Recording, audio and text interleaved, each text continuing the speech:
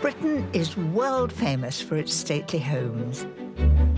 And when it comes to food, our country houses were the tastemakers. Curry and cockles, it's an absolute first for me. In this series, we'll sample delicious dishes. They look wonderful, Mary. And enjoy the lavish hospitality that these homes were celebrated for. It's absolutely stunning. I'll show you how to cook tasty modern recipes inspired by the history of our great houses. This is actually Napoleon's chair from Waterloo. Mind you, I could do with a cushion. Join me as I meet the families who own these exceptional homes. The best thing about the staircase, obviously, is going down on a tray or on your bottom. And find out what it's really like to live, That looks quite saucy. work, It was very like cutting a hedge. I think you're better at baking. and party in the nation's most beautiful stately homes. I'm not going to drop it. This week, I'm meeting the young family breathing new life into Powderham Castle. You like it, Jackie? I love it. And I'll join them at a magical woodland party to thank everyone who's helped them settle in. It's been quite a journey. Fairy tales happen. This is your invitation to dine at some of Britain's grandest tables in some of the most beautiful houses in the land.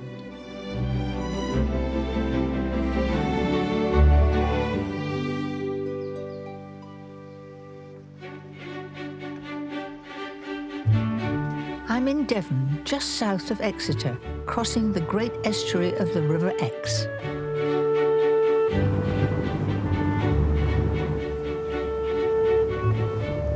I just love Devon, even on a blustery, a rather misty day. The smell of the sea, it's all very tempting.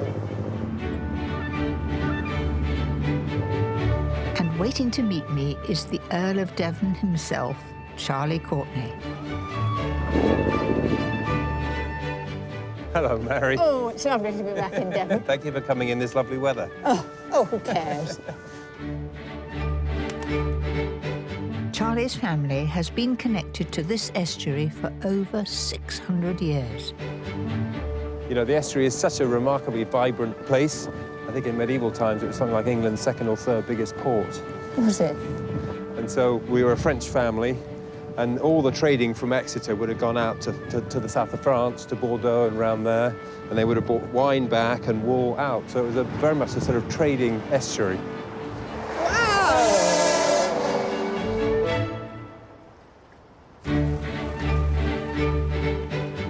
I'm on my way to the house that's been the Courtenay family home since 1391, Powderham Castle.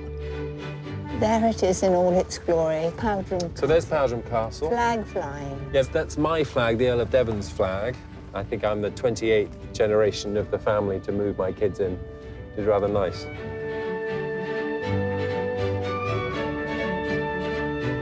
Well, I feel as though there ought to have been a drawbridge here. I know, well, we've stood down the knights from the top. Charlie inherited Powderham 2 years ago on the death of his father.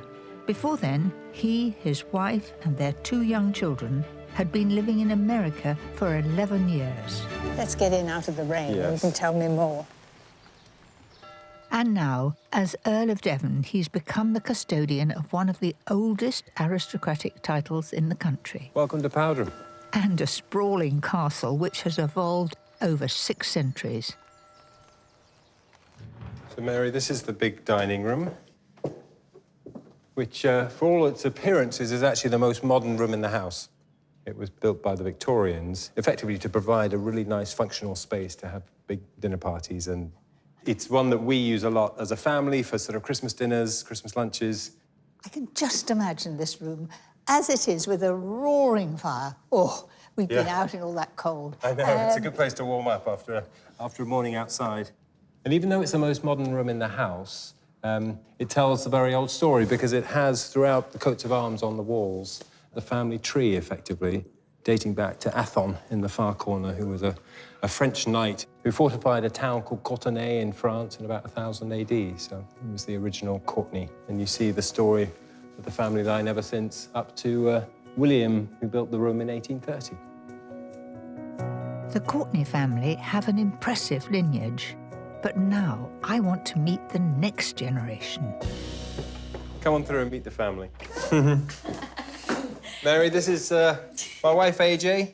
Hello, AJ. And this is Jocelyn. Hi. I love the hat. And Jack, my son. So this is actually where you live, sort of within the castle. Yeah. It feels very cosy here. It is cozy. Yeah, it's actually nice and warm. And I recognise an American accent, is that right? Yeah. AJ and I met in a bar in Las Vegas. I was on a rugby tour, AJ was on a hen weekend. And the rest is Jocelyn and Jack. Oh, lovely. And how's England for you? The main problem is the weather. We're used to warm, scorching. Spoiled SoCal And when we come here, we're just like... But you've got the beauty of Devon. Yes.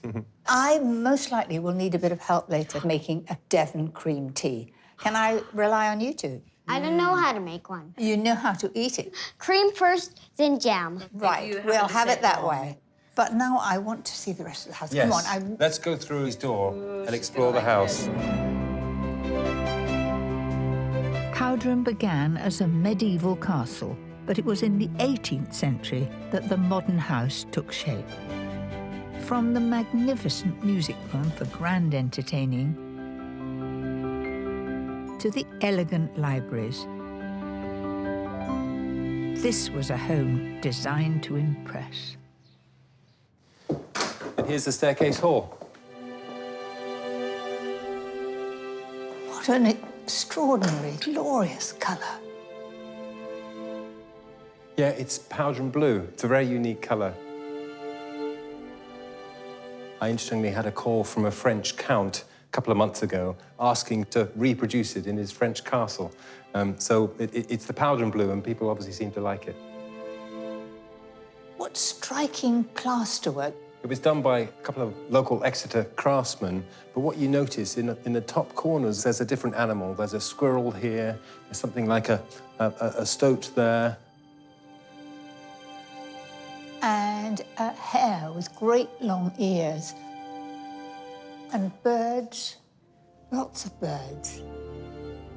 It's depicting the countryside. Absolutely, and it depicts the pursuits of people that lived in the castle when it was built. So 1750, you could see the musical instruments they were playing. A violin or something. It almost looks like cake icing, doesn't it? It does. Very beautifully done, too. All that's missing is a lady coming down in all marvellous dress, billowing out. Imagine all the men standing here with their drinks, watching them all coming downstairs. The best thing about the staircase, obviously, is going down on a tray or on your bottom. When I was a child, we didn't have carpets on the stairs, and it was just a plain wooden staircase. You get really good speed going up down the stairs. Yes, because you couldn't slide down the banisters because you get stuck halfway. Yeah. On a tray would be a good idea. Great fun. I'll show you the marble hall.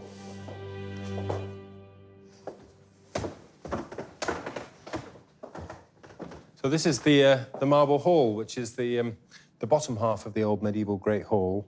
On the far side of the hall, you see the old medieval archways. And the archways go to the buttery, the kitchen, and the pantry.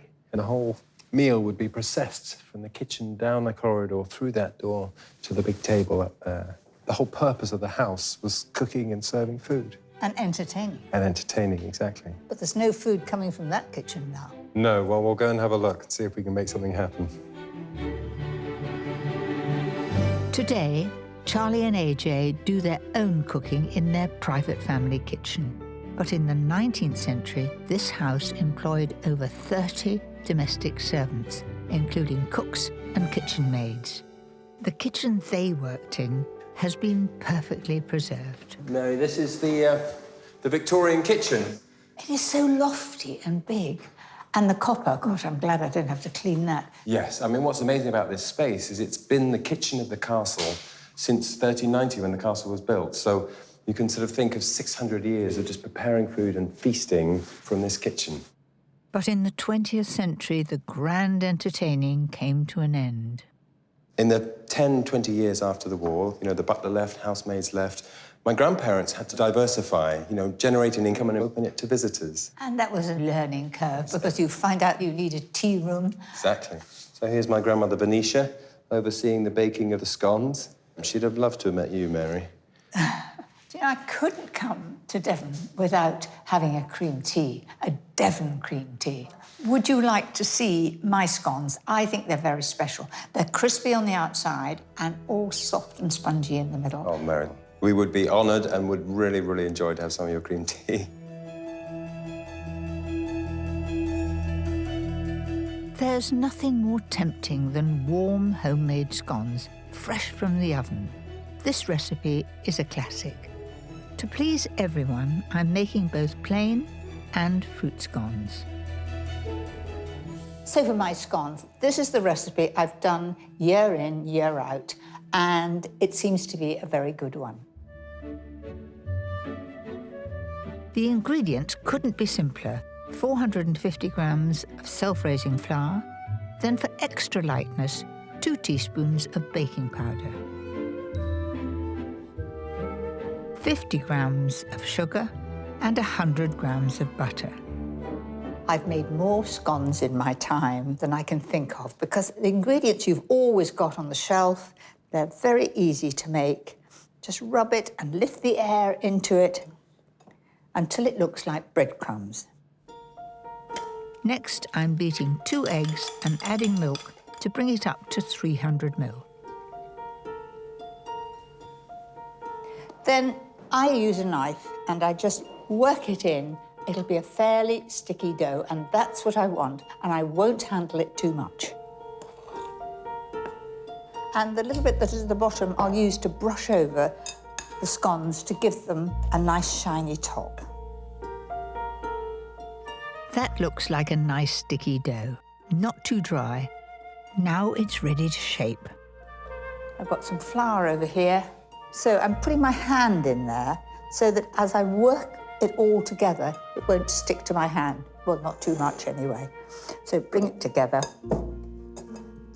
And then onto a floured table, just tip that out. And I'm not doing an awful lot of kneading. I'm going to cut it in half. 1 half I'll keep for the plain scones, and the other half I'll mix with the sultanas. Knead those in. You don't really need a rolling pin, just pat it all over. Now, what I'd really like are 2 little helpers. Oh, there we are. How about Jack? You come here. Have you made scones before? No. No? Oh, what about you? Not really. So what I do when I'm cutting them out is to get a little pile. And what you do is just do that, and it stops it sticking. Okay. And wriggle it, like that, backwards and forwards. That's it. Oh, that looks a beauty. We'll pop the scones on a greased baking tray, flour side down. Right, now, we want them with shiny tops. A little bit on each one. Try not to get it too down the sides, because if you do, it sticks to the tray. So, Jocelyn, when you came from America, what was it like to come over here to live in a castle? Did you ever get lost? I got lost for 20 minutes trying to find the kitchen for breakfast. I expect there are many places to play hide and seek. Yes. A lot. My parents have said that we probably shouldn't play it because once one of my friends got very much lost. Gracious. Our scones are ready for the oven.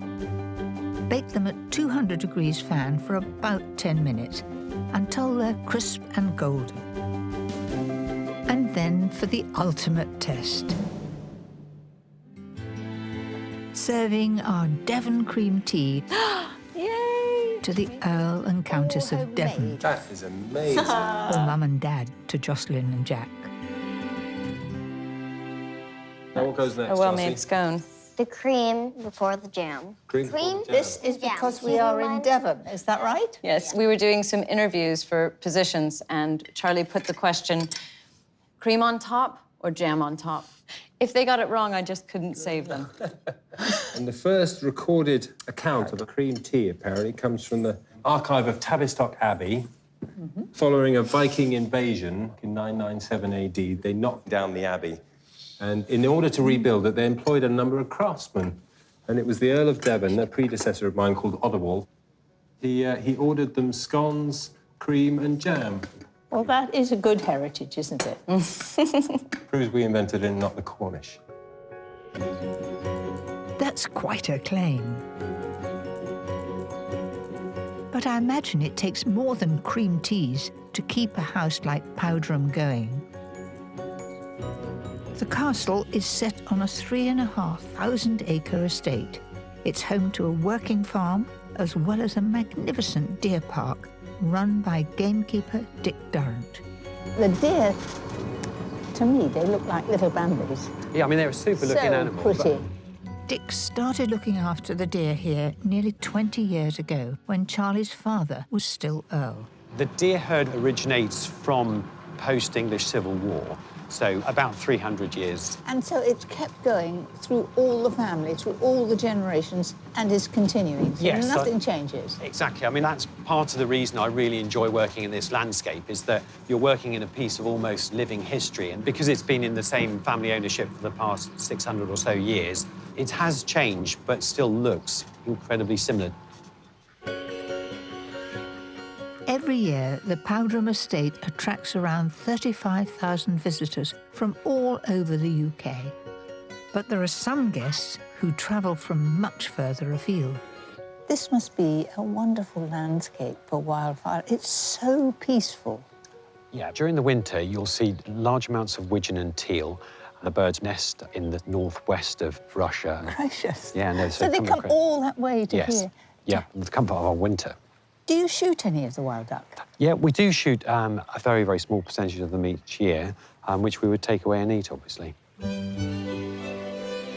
Duck has been on the menu at Powderham for over 300 years, but you don't need to live on a country estate to enjoy it. This is my pan-fried breast of duck, served with a rich apple sauce with calvados, in honour of the Courtenay family's French heritage. I really like duck, and so often over the years I've done it duck à l'orange, but it goes really well with apples. I like to remove the skin, use a sharp knife for any tough bits.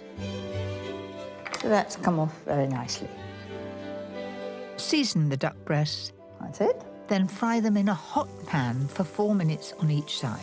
Right, that looks a bit all right. Lovely colour there. Then it's over. That smells pretty good. Once they're evenly cooked on both sides, leave them to rest for 15 minutes. And resting is all important. Why? Because the heat that you've had on the outside will go on cooking, and also it makes it more tender. Then it's on to my apple and calvados sauce, made with eating apples. I'm going to do it in butter because I want the buttery taste. There's a tiny little bit of residue from the duck, and that will help to give a little bit of brown to my apples. Gently cook the apple slices until they're tender and golden. Now that's getting soft, but not quite. The reason why I wouldn't use something like a Bramley, a cooking apple, because get to this stage and it would be a beautiful buttery mush, and I don't want that. I want to have a bit of texture within the sauce. I reckon we're there. Now leave the apple to cool. That's it. Then it's time for the star of my sauce, calvados. Of course, calvados is apple brandy. I'm using 100 ml, and I'm just going to evaporate that just until it's half. That'll drive off the alcohol. Mind you, that smell, it makes me think of Christmas. It makes me think of special things. It's lovely. Once the calvados has reduced by half, it's on to the next part of the sauce. 100 ml of stock and 200 ml of apple juice. Add to the pan and reduce again. I want the sauce to be slightly thickened, so I'm going to do that with corn flour instead of flour. It gives a more translucent look to the sauce. Mix a teaspoonful of corn flour with a splash of apple juice. add some of the sauce. In it goes. Give that a good stir. Back into the pan there. And bring it to the boil, stirring as it thickens.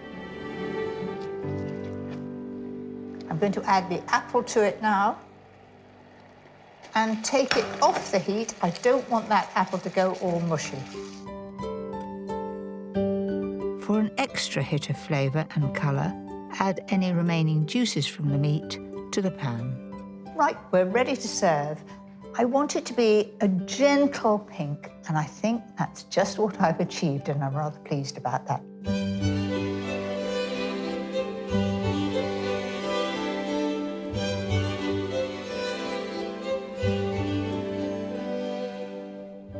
I reckon that took me about half an hour to make.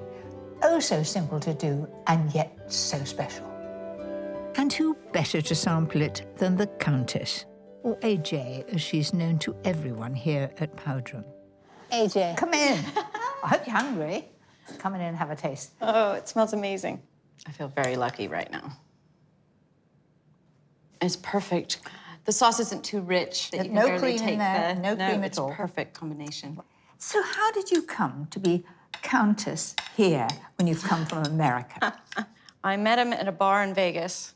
I had organized a bachelorette weekend. A hen weekend. A hen weekend. And I was on a TV show at the time, so I could get a really cool suite. You were doing a show, so you were acting? Yes. Before she moved to Powderham, AJ enjoyed a successful career as an actress in America. Over the years, she starred in shows including Seinfeld, My So-Called Life, and Baywatch. So, as an actress, you were in a bar. And I looked across the bar, and I smacked my girlfriend, and I said, "That one, yum." I can see you saying that too. Well, who wouldn't?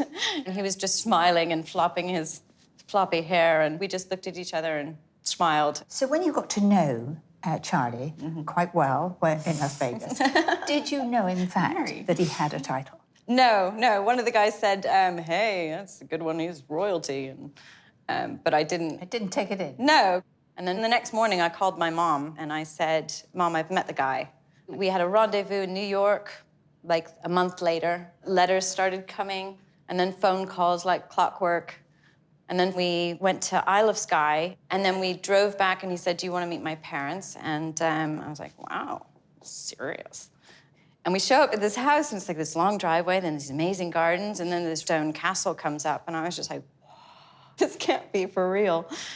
And it still happens, where you look out and just go, it's magic. That is a truly romantic story. I can only guess what it must have been like for AJ moving to this very different world and taking on this vast house with centuries of history and tradition. Today, she's invited me to share some of the remarkable family stories she's discovered. What splendor. Well, this is the state bed, the place where Charlie's father was born. When Charlie and I first got here to the house, we started walking through rooms and opening drawers and just seeing what's where. And we found this. Come see. Hundreds of love letters. And these are from Charlie's grandparents, from Christopher to Venetia and from Venetia to Christopher. So they met when Venetia was married to the Earl of Courtenay, his cousin. Oh, married before. Yes, this was a bit of a scandal. And he traveled a lot and wasn't very present. That's where the trouble starts. And this is a beautiful picture of Venetia. And she was a very striking woman. Beautiful Had her eyes. skin. Yeah. And this is Christopher. So they met and fell in love and had this passionate romance. And these are all the letters before they got married. You see it. Look at this one. My wife, my best armchair, my private sanctum, our home. Very intense, very romantic. I mean, it's just fantastic. No. They are ripped open. Look at the tops. No, You and can imagine, they're... I'm so excited. The letters coming. I want to know what's inside. Yes. This is from Christopher. I could not sleep. It was 10 o'clock, and I asked your picture if it could help me. It is marvelous how I can have a conversation with you when we are miles apart, and how you seem to put new life into me and help me always. It's all very touching, isn't it? It is. And he had just inherited Powderham at age 19 after 3 relatives passed away in succession. Then finally they got married and they could be together, and they were in the house together for 1 month, and then he got called to war. And what happened to him? Was it a brutal war? And he was never the same after the war. It's a real drama. It's a real life love story. And it's something we relate to, because I wouldn't be here if it weren't for Charlie having written me love letters. And then this we have in the other room. Would you like to see some coronation robes? I'd love to. In 1953, Christopher and Venetia attended the Queen's coronation.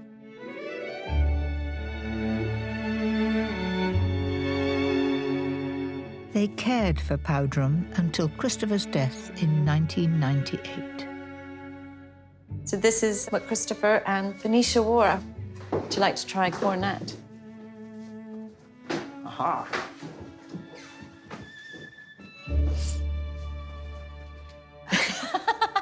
Are you sure? Go for it. That one's a lot more comfortable than the little one. I'd have probably been better at it if I went to the finishing schools. You would balance it more. Look at That looks quite saucy.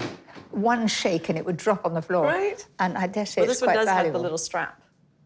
So if there is in the future a coronation, you would be wearing these robes.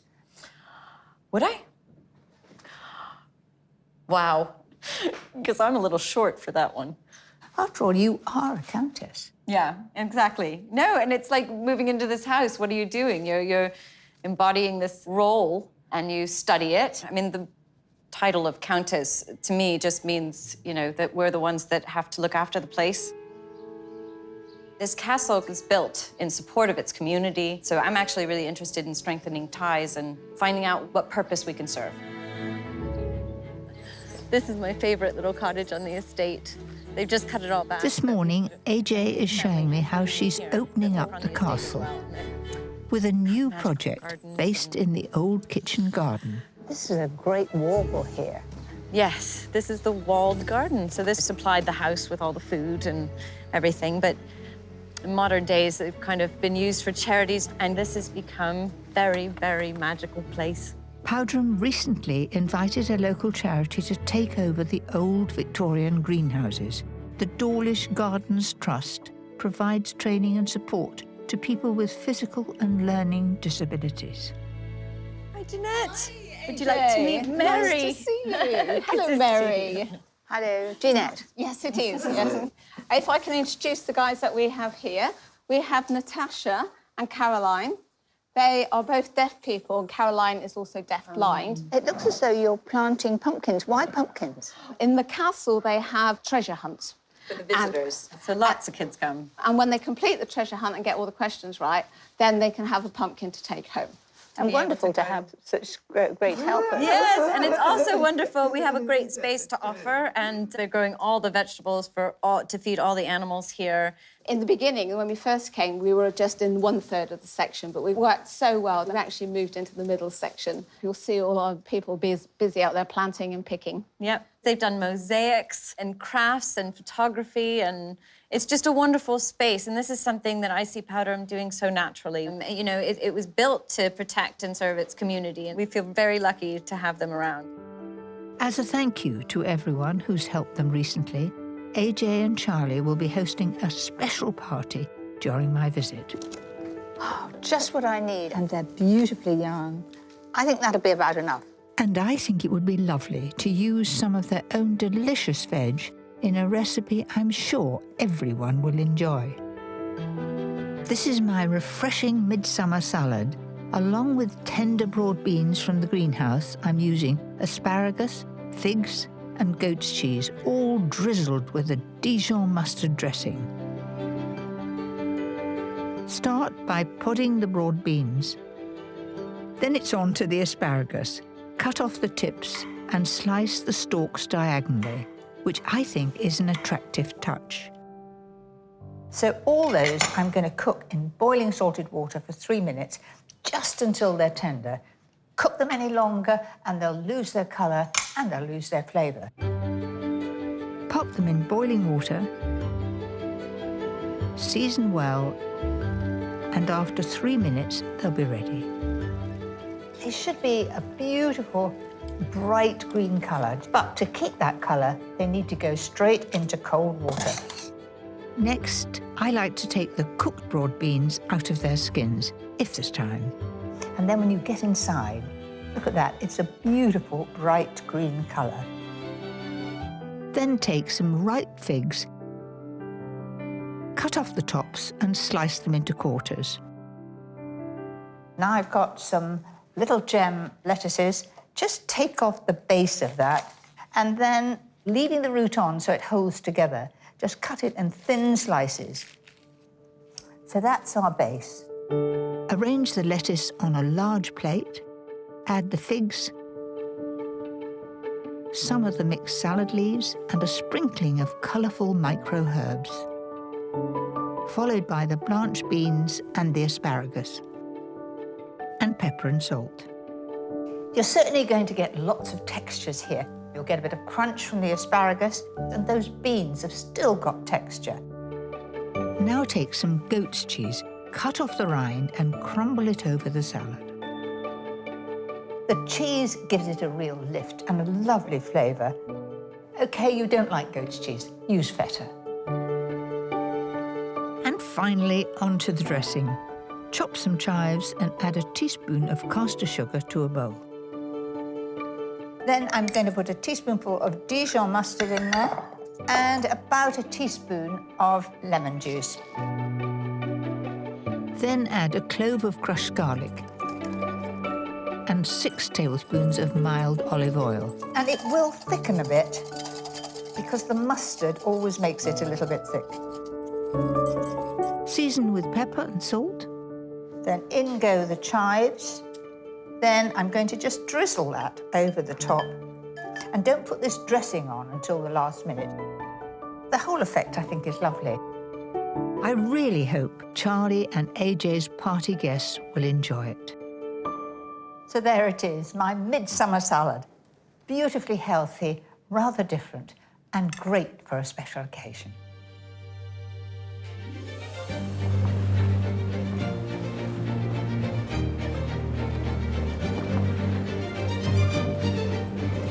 We've got a bit of This is great. a storm brewing. It's quite fun, isn't it? Lovely. For centuries, Powderham has been defined by its location on the estuary of the River Exe, a place for both trade and for pleasure.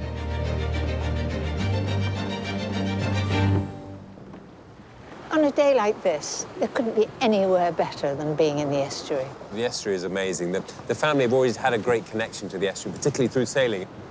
Powderham was always approached from the sea back in the days, and there was a harbour right in front of the castle before they built the railway line. It overlooks this amazing main road, effectively, up and down from Exeter out to the sea.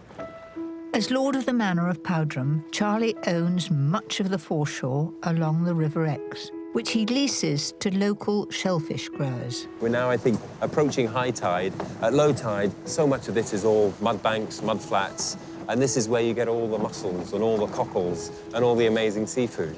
But people pick all sorts of shellfish down here. It's an absolutely lovely source of food. As we come up, we're coming towards the Star-Crossed Yacht Club, and the Yacht Club has been sailing this estuary since at least 1770s. It has a claim to being the oldest sailing club, the oldest yacht club in England. It was formed originally in the village of Star-Crossed by an ancestor of mine, William II Viscount, along with his friends.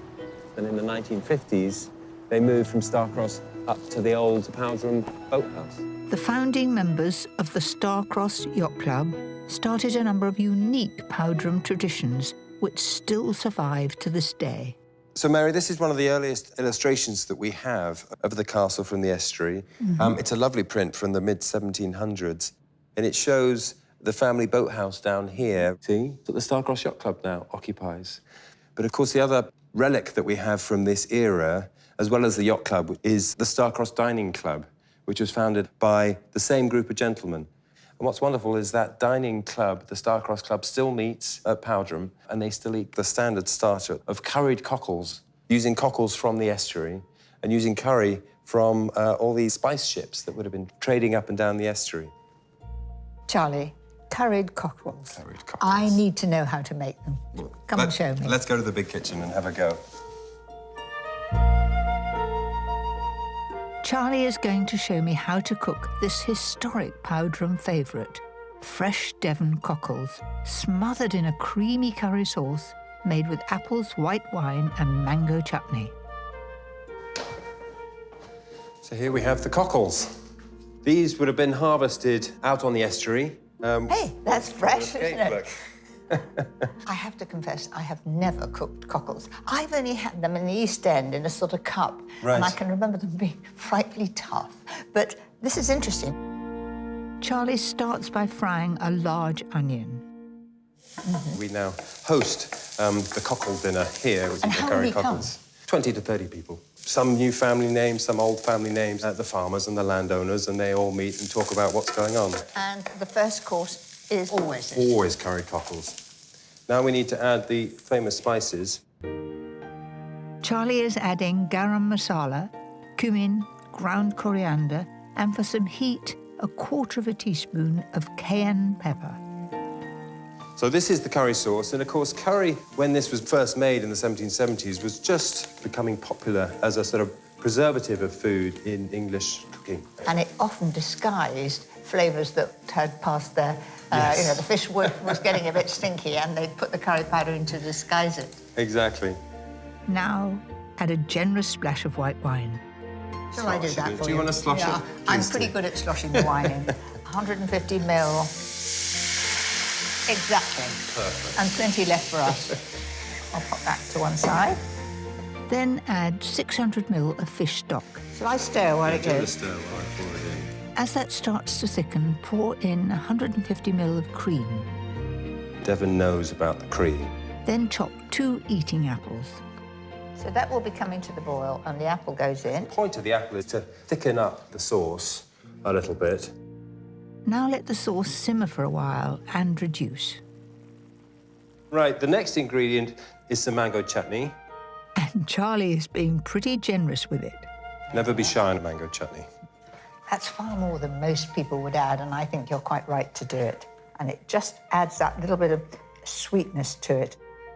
Then add lemon zest, the juice of half a lemon, and season. Should we add the cockles? Go on, then.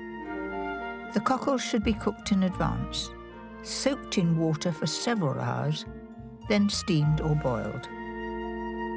I mean, it depends on whether your guests mind a bit of authentic ex-foreshore in their meal, but if they don't mind it, it's actually quite nice to have them sort of a little bit gritty.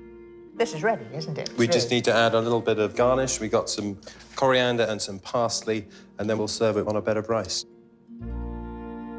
Curried cockles.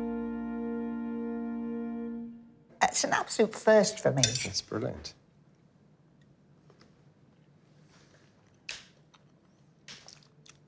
It's a bit of That works, doesn't it? It really works. This is fabulous, everybody.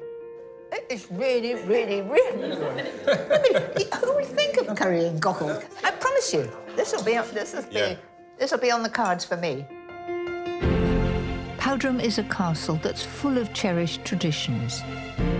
Preserving this heritage is a never-ending task. There are 34 staircases to clean, 16 state rooms,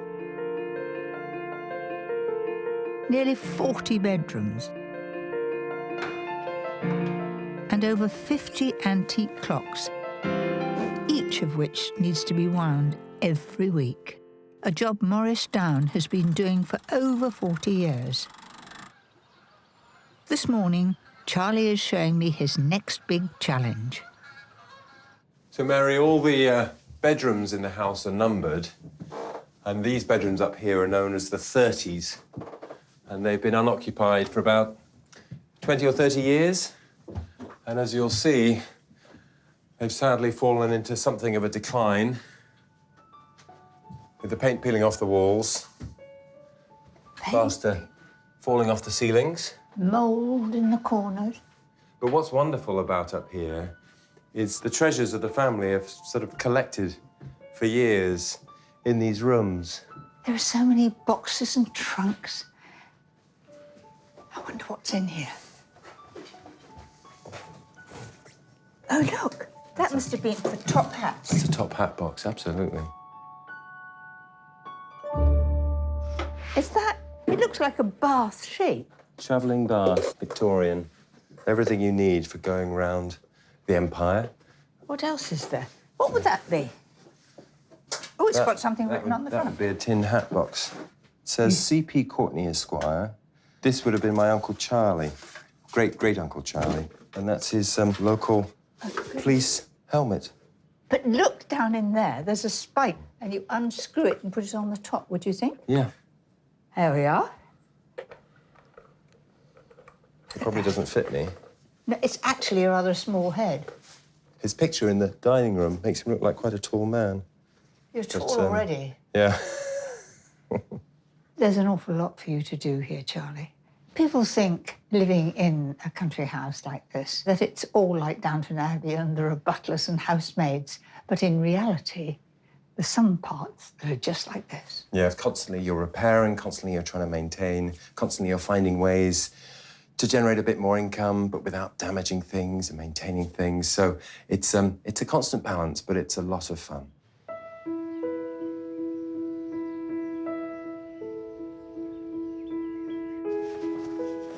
Do you know, this house is like a maze. I could so easily get lost. I'm really glad you're with me. I know, it's amazing. When you bring even experts around the house, they all find themselves getting lost and disoriented because the house is so many different eras and so many different histories all sort of combined together. And there are all these amazing doors here, and then every now and again, they'll add a secret door as well, which takes you somewhere completely different. Goodness And this is a little servant's passage that takes you from the landing of the staircase through to the minstrel's gallery. Oh. So this is the minstrel's gallery. You can sneak in and no one knows you're here. And there are some lovely holes in the panel here that were made by my grandfather when he was a boy to be able to see what the grown-ups are doing up here. So, Mary, here is the anteroom, which is the room that leads into the libraries. And in here, we not only have a few secret doors, but we also have a secret window.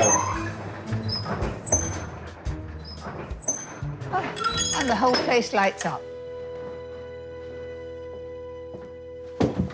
So, Mary, here we are in the libraries. Now, there's a wonderful secret door in the second library. You're going to have to find it. I'm looking for a little cut-through. It sort of must be in this section. Ah, I can see here that it's all cut away. Is that right? That's it. Now you've got to find out how to open it. Don't tell me. I want to find it. You're getting warmer. I wonder if there's a button to press. Ah, there's a gap. Maybe I put my hand in here and pull. Yeah? There's a handle at the end, just like a door handle. Exactly. I can't imagine what it's going to reveal.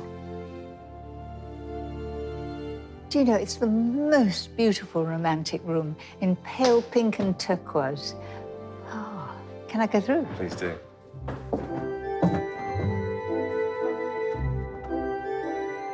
Isn't it a wonderful room? Absolutely. And gracious, is that an organ at the end?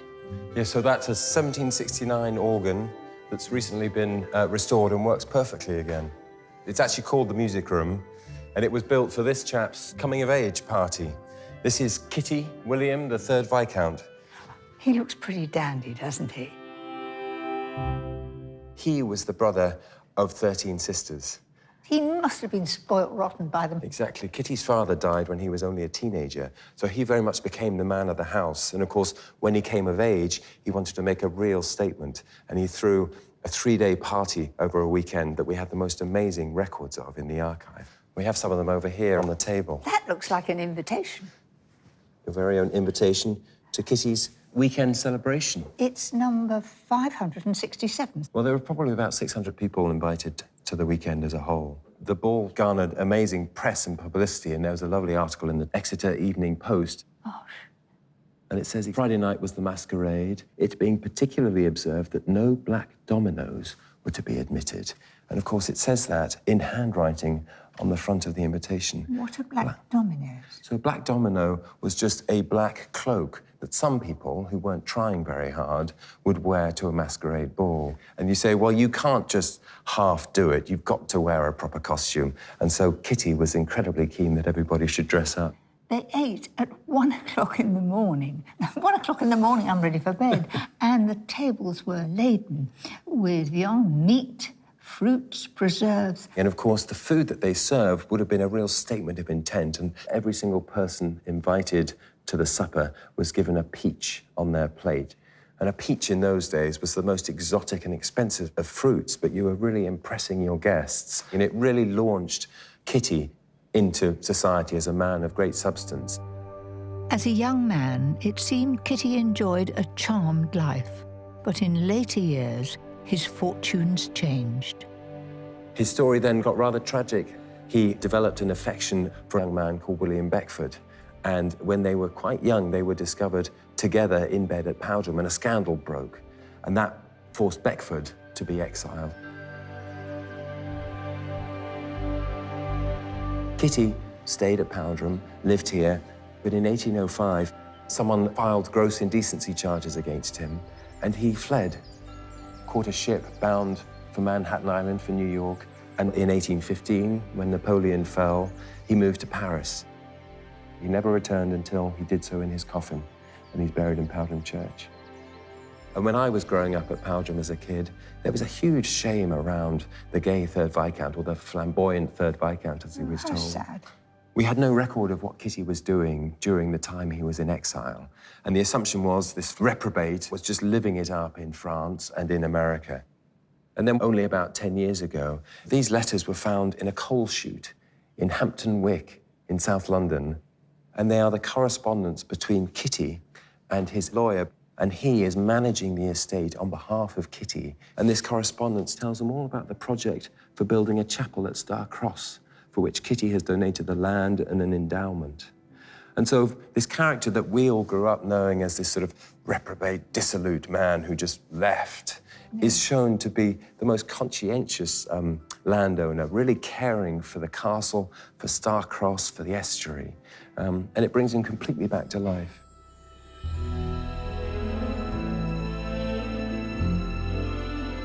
Celebrating Kitty's story is just one of the ways Charlie and AJ are breathing new life into Powderham.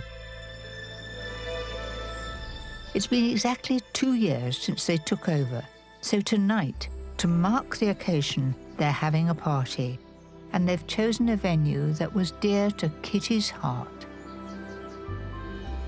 AJ, where are you taking me today? Well, I'm taking you to a very special place. It's one of the treasures that I feel is a hidden gem because it hasn't really been open to the public. I get really excited going this way. It is. It's really lovely coming down here because it's almost like a tunnel of trees.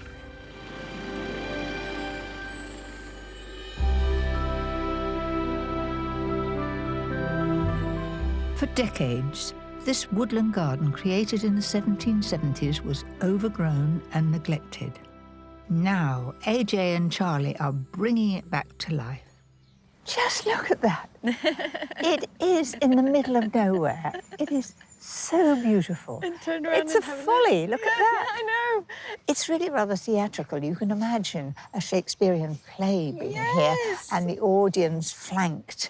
For me, I just see Midsummer Night. Shakespeare, this is made for it. So what's the story behind this folly? So the folly is built by Kitty Courtenay, the third Viscount, to entertain. So Kitty would throw lavish parties, and this would be the setting. Perfect place for a party. Perfect place for a party. And this is the 2-year anniversary of us moving into the house. So we are thanking our staff and our local community. I mean, we've had massive support from the local community. So it's really just a thank you party and letting everyone just be in this space and relax and enjoy it. Dinner. And you're going to feed them? Yes, I might need some help.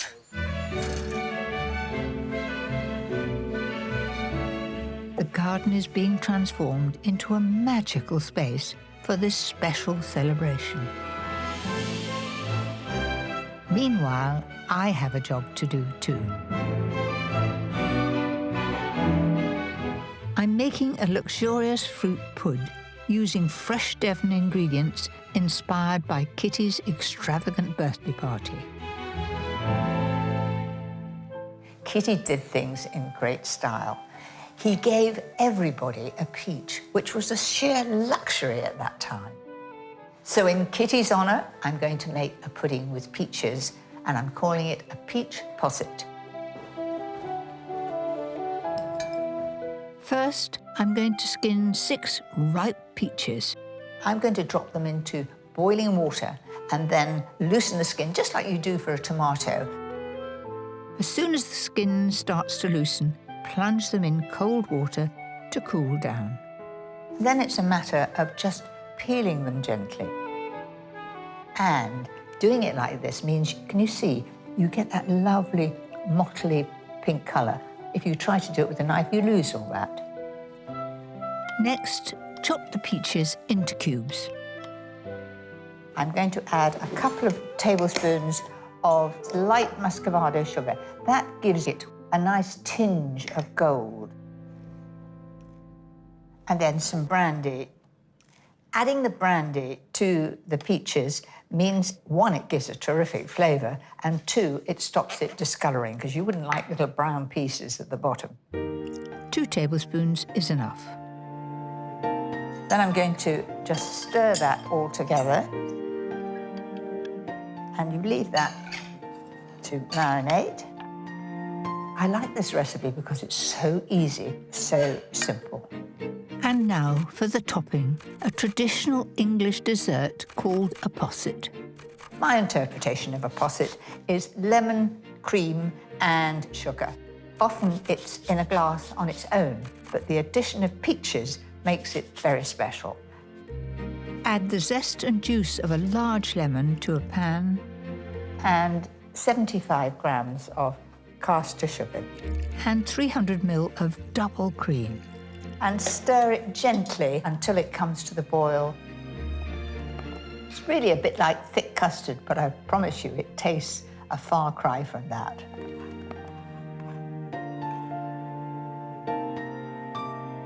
As soon as it's bubbling, take it off the heat, pour that into the jug and let it cool. Now divide the peach mixture between 6 glasses, leaving space for the posset topping. Make sure that they are pressed down so that the liquid is level, and that means the posset won't run down the side. I like it when there's not too much of this lovely, rich, lemony topping and masses of fruit underneath.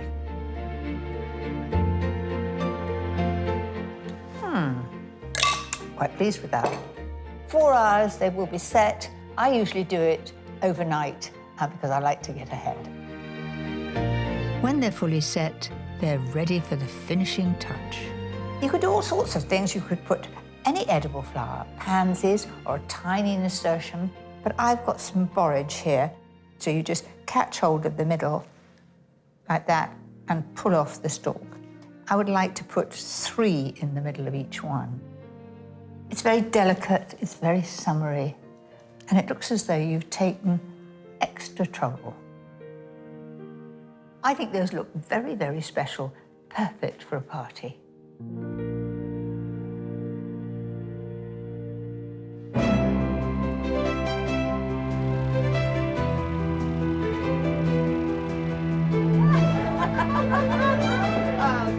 The time for the celebration has finally arrived. I can't wait to see the garden in all its party glory.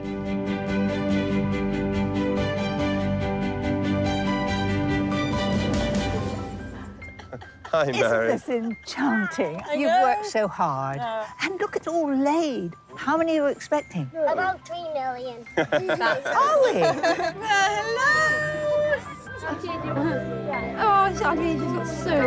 Running a place like Powderham requires a huge team effort. Are you excited? Yes. Mary, this is Anita and Lise. Hello. Two local families who have sort of helped us out over the past couple of years an awful lot. Friends, family, staff and neighbours, everyone who has helped Charlie and AJ since they took over has been invited to this very special celebration. And there's a wonderful feast in store for them.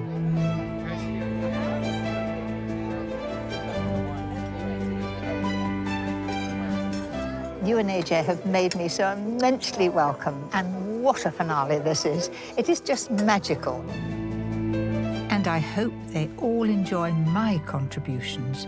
My crispy midsummer salad. Delicious. Yes, I can. Absolutely delicious. And of course, that special Powderham Pud, my delicate peach posset. It's a very informal celebration for a very informal family.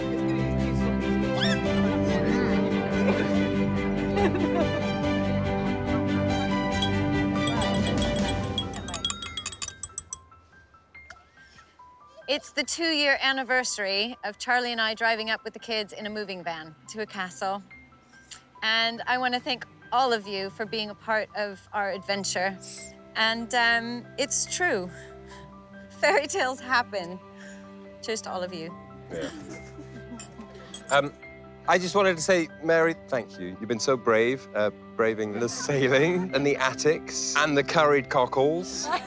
They're good. So thank you, Mary, and thank you, everybody, for making this really special.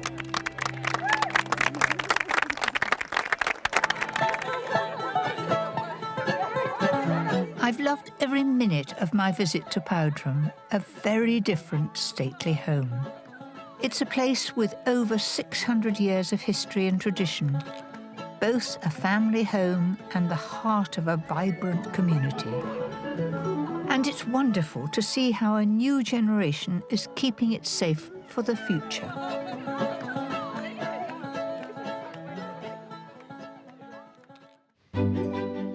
Next time, I visit Goodwood, where the March family have breathed new life into a great estate. Which I tell the grandchildren, laugh at Goodwood.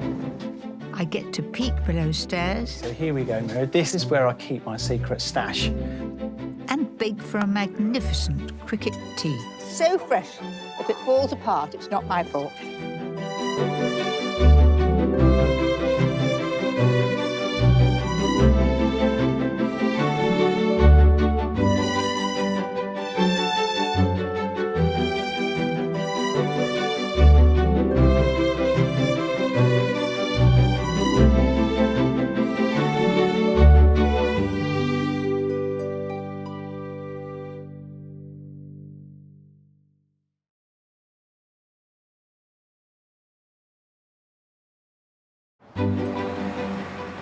Britain is world famous for its stately homes. And when it comes to food, our country houses were the tastemakers. Curry and cockles, it's an absolute first for me. In this series, we'll sample delicious dishes. They look wonderful, Mary. And enjoy the lavish hospitality that these homes were celebrated for. Absolutely stunning. I'll show you how to cook tasty modern recipes inspired by the history of our great houses. This is actually Napoleon's chair from Waterloo. Mind you, I could do with a cushion. Join me as I meet the families who own these exceptional homes. The best thing about the staircase, obviously, is going down on a tray or on your bottom. And find out what it's really like to live, That looks quite saucy. work, Oh, it's very like cutting a hedge. I think you're better at baking. and party in the nation's most beautiful stately homes. I'm not going to drop it. This week, I'm visiting Scone Palace, Scotland's crowning glory, They were crowned on this very stone. where I get to feast and party like a royal. This is your invitation to dine at some of Britain's grandest tables in some of the most beautiful houses in the land.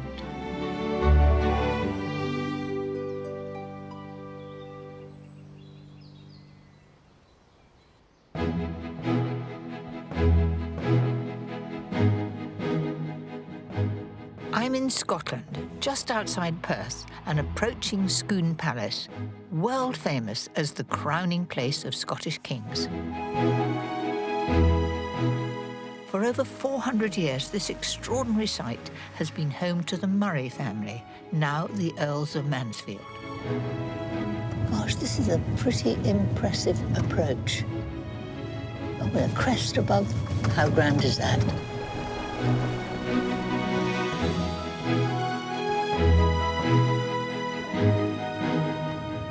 This is amazing. It is enormous.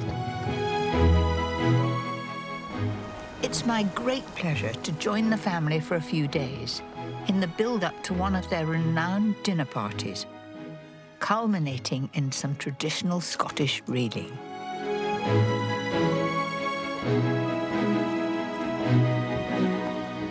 Hello, Mary. Fantastic to meet you. Welcome to Scone. Just a minute. You look far too young to be the Earl of Mansfield. I am not the Earl of Mansfield. I am the Earl's son, Viscount Stormont. William. Please call me William. Hello, William. That's lovely. Now come on inside. Brought the sunshine for you. Yes, you have. Being part Scottish, I do know Scone Palace stands on one of the most significant sites of Scotland's history. Once an abbey, Scone has seen the coronations of all Scotland's kings. Now, yeah, welcome to our home. Now, I want to show you something special in here. This goes on forever. This is the Long Gallery, and this is where the kings processed to their coronation. So a very sacred and hallowed ground. It is amazing. How many kings were crowned here? 42, supposedly, but I believe there may have been many more than that. So a very, very special palace. Steeped in history. Today, this is the home of William's parents, the 9th Earl and Countess of Mansfield. William and his 3 sisters grew up amongst these grand surroundings. And with such a royal history, I'm keen to discover how the family first came to live here. Now, Mary, there's one thing in here that I particularly want to show you, which is this little picture of a man called David Murray of Gospety. He was the first man in our family to come to Scone, and he became the first Lord Scone in 1608 and was given the lands by King James I, having foiled a plot to kidnap and murder the king. And he was given the position of the king's cupbearer. Cupbearer? What does cupbearer mean? There was a ceremonial part to it, but also he had to guard against the king being poisoned. And this was a very dangerous time in Scotland. And a brave chap, because if he took a mouthful, he'd die himself before the king, wouldn't he? Well, he was rewarded well for his service. Having proved themselves loyal servants to the crown, in 1776, the Murrays were promoted to the title of the Earls of Mansfield. Their footing with royalty was assured, and it paved their way for even further royal connections abroad. So the second Earl of Mansfield, he was the ambassador to Louis XVI in France, just before the French Revolution broke out. This is our library. Now, just a minute. Where are the books? The books have been removed because we have our collection of porcelain in here. But it's not our most precious thing. Our most precious thing is actually this table here, which was given to us by Louis XVI's wife, Marie Antoinette, who was a very close friend of the second Earl. You do know people in the right places. It went so far as the second Earl actually taught Marie Antoinette how to Scottish reel, how to dance. Talking of reels, I haven't done one since I was very young, but it was Gay Gordon's and Strip the Willow, because I'm half Scots. My mum was Scots, and Brilliant. I'm very proud of that side. Well, I hope you brought your dancing shoes, because we'd love you to join us. No, I'm a bit heavy-footed, but I'll have a go. Don't worry, mate. I'll look after you on the dance floor. And it would be great for you to see the palace, you know, really alive in its full glory, lots of guests. Sorry to interrupt. Coffee is now served down in the private sitting room. Lady Mansfield's down there waiting on you both. Thank you very much, Jean. Thank you. Jean is our housekeeper, or really, we call her our butleress.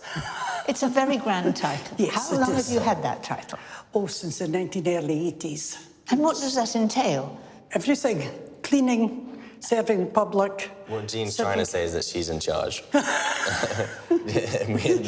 house, the palace wouldn't function without Jean. Thank you very much, Jean. We'll be down soon. I'm heading from the public side of the palace to the Mansfield private quarters for coffee with William's mother, the Countess. Hello, Mary. Great pleasure to welcome you here to Scone today. Having heard about the family's close ties with royalty in the past, I wonder if these connections are still as strong today. Has the royal entertaining continued as the years have gone by? Yes, it has. And the latest one, which was really good fun, was in 2012, when the Queen had her Jubilee. Queen Elizabeth, the Queen Mother, she came quite a lot because it was so near her own home, and she sort of loved Scotland. I've always wondered, when you have something like royalty to stay, do they come with a huge entourage that you have to put up as well?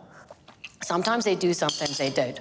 But with the Queen, it was quite large and quite a big thing. They don't come with their own cooks, do they? No, they don't.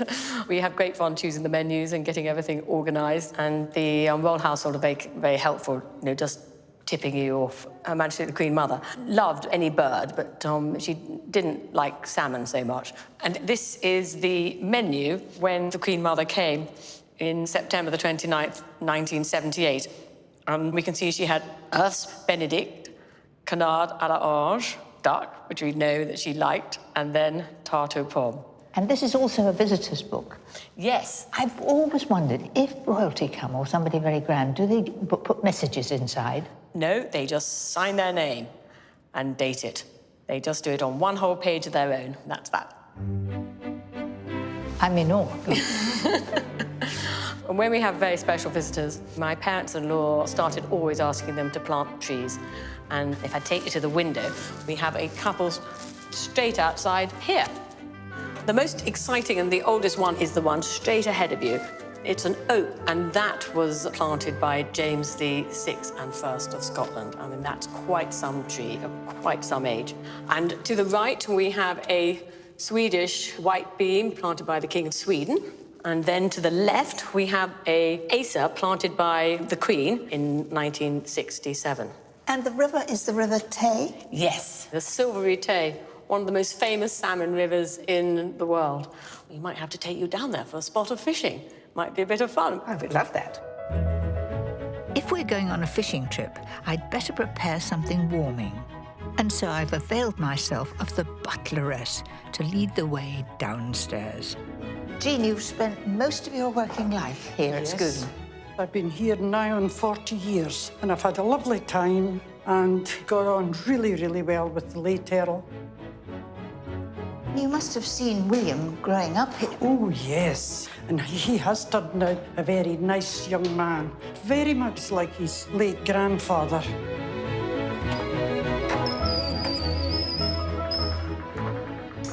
Goodness gracious. Now, that's a range and a half, isn't it? Yes, it's not in use anymore, but it was. And the staff at that time had to get up at maybe 5 o'clock in the morning. I would think so. And get it all warm for the cook coming in. And that was in Victorian times? Yes. And how many kitchen staff would be here in the heyday? Well, at that time there was 40 staff. 28 worked in the house itself, and then we had 12 for the horses. But when you came, how many were here? 5. Only 5? You must have been run off your feet. Yes, at times we were. They call you the boss sometimes. Yes, William does. Does he? Yes. But now I think it's time for you now to take over and do your little bit. I better get going. Yes. Let loose in this historic kitchen, I'm inspired to make a Scots classic. What better for a fishing trip than a warming broth? So I've got a very nice chicken here, and I'm going to first of all cook the chicken. Then I'm going to cook the vegetables in the stock that I make from the chicken. In the olden days, they used to put the whole lot in the pot and have the vegetables overcooked. But I like mine just done. So to start, lift the whole bird into a large pan with a few bay leaves, season well, and add water. You really want to cover the chicken because it makes a lot of soup. Bring to the boil, then simmer the chicken for an hour and a quarter. Then leave aside to cool while you get on with the veg. I've got 4 leeks here that I've finely shredded. So in they go. Now that looks a lot of leeks, but they will lose their bulk as they're cooked. Then add a couple of carrots for colour and a few sticks of celery. Now for the unusual ingredient, prunes. They're a classic for cockaliki, And north of the border, they always add prunes. Everything's in the pot now, and I'm going to simmer that until they're tender. And that'll be sort of 20 minutes, but keep your eye on it. That gives me time to get on with the chicken. So I've taken all the meat off, and then you have the 2 oysters either side. I reckon that's the cook's perk. And a bit of salt. That's pretty good. It's going to make a very good cockleiki soup. So let's have a look at that. There's still a little bite in the carrot. That's how I like it. So in goes all the chicken. It needs to be piping hot, and don't forget to check the seasoning. That's a bit of all right. I was a bit nervous of doing that because they have very high standards in the Mansfield household, but I think it'll do nicely. It's a thrill to be heading out with William and the family dog Pickles to the Tay. It's Scotland's longest river and world famous for the pursuit of the elusive king of fish, the magnificent wild Atlantic salmon. So how many have you actually landed in your life? Not as many as I would like, and it's quite tough. Welcome, Good morning, Mary. Can I introduce you to my husband, Lord Mansfield? Hello, how do you do? And this is Ian, our gilly. Good morning. Good morning, Mary. Pleased to meet you. As Gilly, Ian Kirk runs all the fishing trips on the estate's 7-mile stretch of the Tay, where the family have enjoyed fishing rights since 1608. Mary's going fishing. But today, he's got me, a complete novice. OK? Yep. Wonderful. Then on to the seat. You're good at this, eh? I'm ready, yes. Right, and down we come. Wonderful. Now, you really do look the part of a fisherwoman, but you don't have to worry. You won't accidentally catch sharks or anything, because there aren't any here. We'll see, we'll see. Are we ready? I'm ready, Let's yes. go and do it then, eh? Whoa! Bye-bye. She's very brave. It's fantastic. When you consider that she's decidedly over 21. It's absolutely to jump fantastic. into a boat like that and go tearing off upstream It's is really quite something.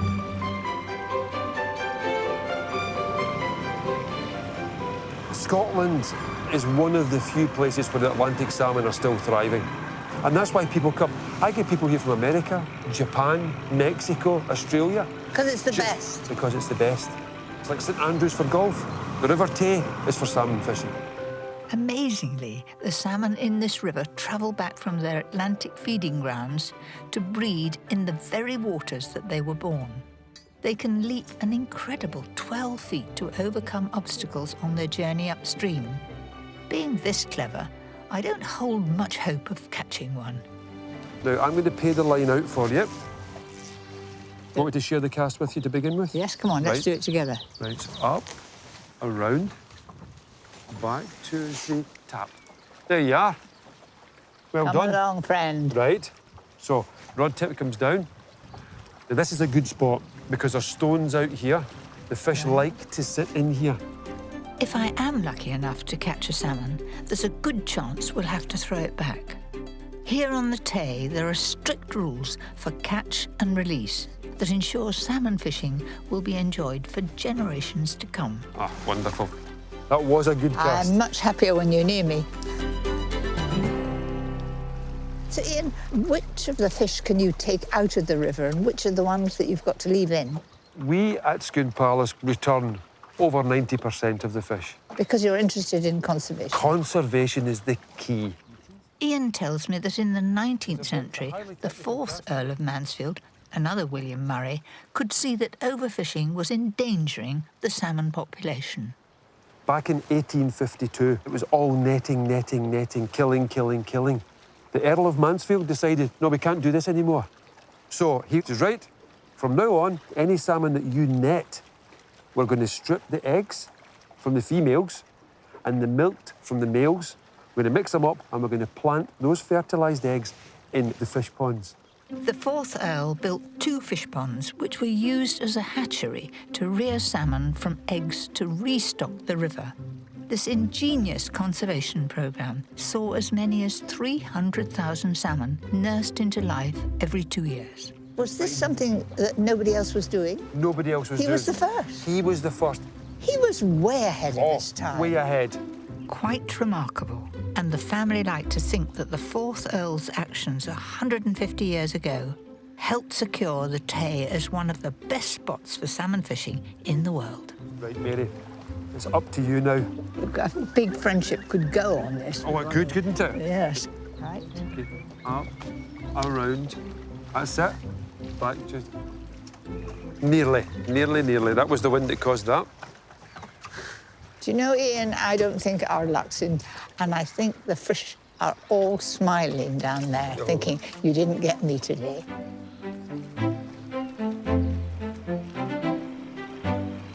Hello, Mishka. On you go.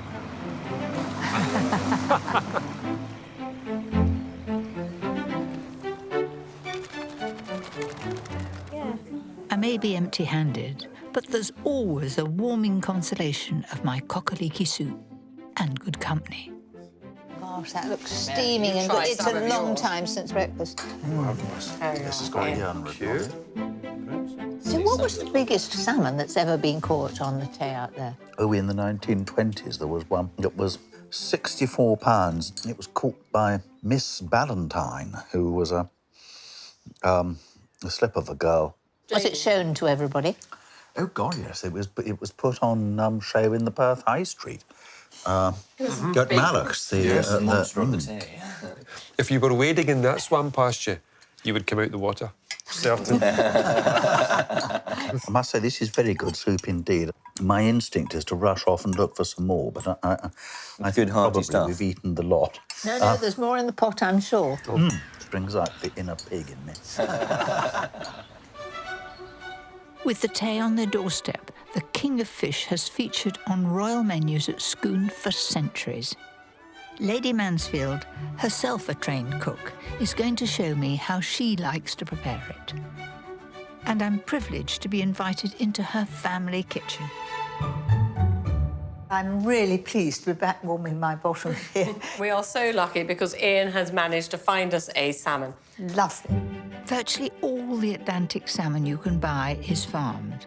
But the wild fish have a firmer texture and makes a rare treat. What I like to do is to cook it completely naturally, just baking it in the oven and with a delicious hollandaise sauce. Not mucking it about. Just simple and have the real flavours. To keep the salmon succulent, Lady Mansfield is going to wrap it in a large sheet of buttered foil, and to bring out the delicate flavour, she's simply using lemon, fresh dill and a sprinkle of seasoning. Can I make a cheeky suggestion? Yes, I find that the way you automatically do it is wrap it up and do a great big roll of the foil on top, which stops the top of it getting cooked. But a slightly better way is to pull this over the top like that. And then, imagining it's a huge Cornish pasty, you just turn that round. But you must tuck it in, because I don't want all the juices going over your oven, which I've already noticed was exceedingly clean. And so we've got our wonderful Cornish pasty. That is and none of the juices a good tip. While that goes into a hot oven for 20 minutes, we're joined by Lady Mansfield's daughter, Iona. Very nice to see you. And what's that you've got there? This is wild garlic. Wow, that's memories of walking through woods and it just knocks you back. What are you going to do with it? My mother's favourite sauce is a hollandaise, but mine is a wild garlic pesto. Have I got to say which is the best? I think I'll be very tactful. I know which side my friends fight it.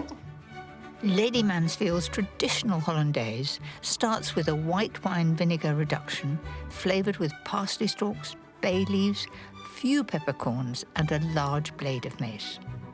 The cooled reduction is added to 4 egg yolks and then heated gently over a pan of hot water while adding the softened butter. To make her pesto, Iona just blitzes the wild garlic with pine nuts, lemon juice and a good lug of olive oil. And then, Mary, if you could possibly start grating some I thought you'd parmesan. find something for me to do. She finishes it off by stirring in the parmesan and adding a little more olive oil to get it to the right consistency. And that's just perfect to put straight onto the salmon when it's ready. Well, it's got another friend over there that's going with the salmon. How's that going? I think we're nearly there. Here we are. I'm just going to get it out. Just look at that. That looks beautiful, doesn't it? And the skin comes off so easily when it's straight out of the oven. It is such an enormous treat to have wild salmon. And this is straight out of the Tay. It couldn't be better. No, it's a real treat. That hollandaise is rich and just a classic to go with the salmon. Now, new for me is your pesto. It's far more interesting than just putting crushed garlic in it. The colour is amazing and it's a good flavour. But this is so delicate. I think the hollandaise goes a little more with it. So I think Mary's got your vote, Mummy. I didn't say I didn't like it. I love it. The Scone Estate has always provided its royal visitors with some of the finest fare in Scotland. To discover why this place became such a draw for royalty, William's going to show me the very spot where 42 Scottish kings were crowned. Now, Mary, this is the Moot Hill. And this is the reason why people come to Scone, is to see this and to stand on top of it. This looks more like a mound to me than a hill. Well, it's a very important mound. Legend has it that this hill was not just called the Moot Hill, it was also called the Boot Hill. And that's because when the kings and all their magnates came here, they all brought in their boots the soil of their own land. And so when they arrived here, they then poured that soil out to create what is now the Moot Hill. And the king would be crowned on that hill. So there's a huge significance around that. And this is a real relic of the past and a real sort of important place for the Scottish nation. And it's what stands on top of Moot Hill that for nearly 1,200 years has been at the heart of Scottish and later British coronations. So as we walked up this hill, we were leaving the secular world and coming into a very sacred place, which housed the Stone of Scone, commonly known as the Stone of Destiny. This stone was brought here in 840 by the first King of Scotland, Kenneth MacAlpine, and some people say it is a Roman altar, some people say it came from the Holy Land. But what we do know, Mary, is that the stone has been used for important coronations of James I, Charles II, Robert the Bruce, Macbeth. When you say Macbeth, is that Shakespeare's Macbeth? Not specifically Shakespeare's Macbeth. Shakespeare created a sort of wicked and evil king. Historians now think Macbeth was actually a very good Scottish king. And they were crowned on this very stone. Well, not this exact stone, but one that looks very similar to this that's no longer here, because the original stone was taken from here in 1297 by the guy, what I call the bad guy in Braveheart, Edward I, the Hammer of the Scots, and he took it to Westminster, where all coronations since have used it. The Stone of Destiny is wrapped in myth and legend and is a revered symbol of the Scottish nation. I remember the news on Christmas Day in 1950. 4 Scottish students stole back the stone from Westminster Abbey. It caused a lot of problems. In fact, they shut the border between England and Scotland for the first time in 400 years. But after, I think, a very long chase, the stone was returned to Westminster Abbey before ending up in Edinburgh now. So when the next monarch is crowned? It will be on the Stone of Scone in Westminster. OK. With all the magnates around them and the bishops. And of course, then there'll be the grand ceremony and they will plant a crown on their fair head. And in this case, it would be Arise, Queen Mary of Cakes. Well, look, when it really happens, I shall be watching and I shall have a very special memory of coming here to Scone. But William tells me, after the crowns of Scotland and England were joined by the 1707 Act of Union, that the subsequent rebellions caused Scotland to fall from favour, and not a single royal visited Scone for almost 2 centuries. Scotland was not à la mode. So what changed all that then?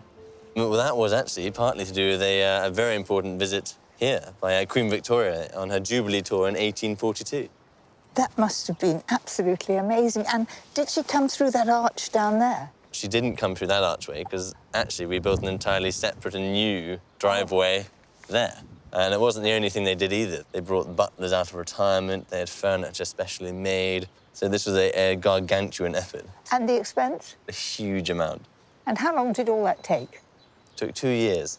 But how long did she stay? Just the one night.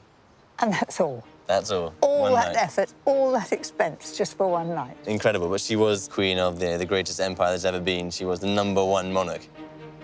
William's grandfather, the 8th Earl, opened the palace to the public in 1966, and now 100,000 people come to Scone each year. The legacy of Victoria's visit is a huge part of the draw, and William has pointed me in the direction of the very room where Queen Victoria and Prince Albert dined, to find curator Graham McIntyre. You must be Graham. Hello. This is a very fine dining table here. This is Queen Victoria's table. It was made specifically for that night. And was that quite expensive? In today's money, £75,000. £75,000? That's an enormous amount. I mean, the whole visit cost so much. It nearly bankrupted the Earl said, but it was so important to him, and everything had to be right. And where would Queen Victoria sit? Victoria liked the heat, so Victoria and Albert actually sat with their backs to the fire. What a good idea. Yes. Amongst the illustrious guests were the Prime Minister, Sir Robert Peel, and the Duke and Duchess of Buccleuch. Graham also tells me how the table was a feast for the eyes, decorated with sugar sculptures by the famous Italian confectioner William Jarrin, and shortbread embossed with the Mansfield coat of arms in gold leaf. It's quite a special feeling to think I'm sitting on the same seat as Queen Victoria. Victoria was just 23 when she visited. She and Albert had been married for 2 years, and I'm told the bed that the couple slept in is still here. I'm hoping Palace archivist Sarah Adams can tell me more.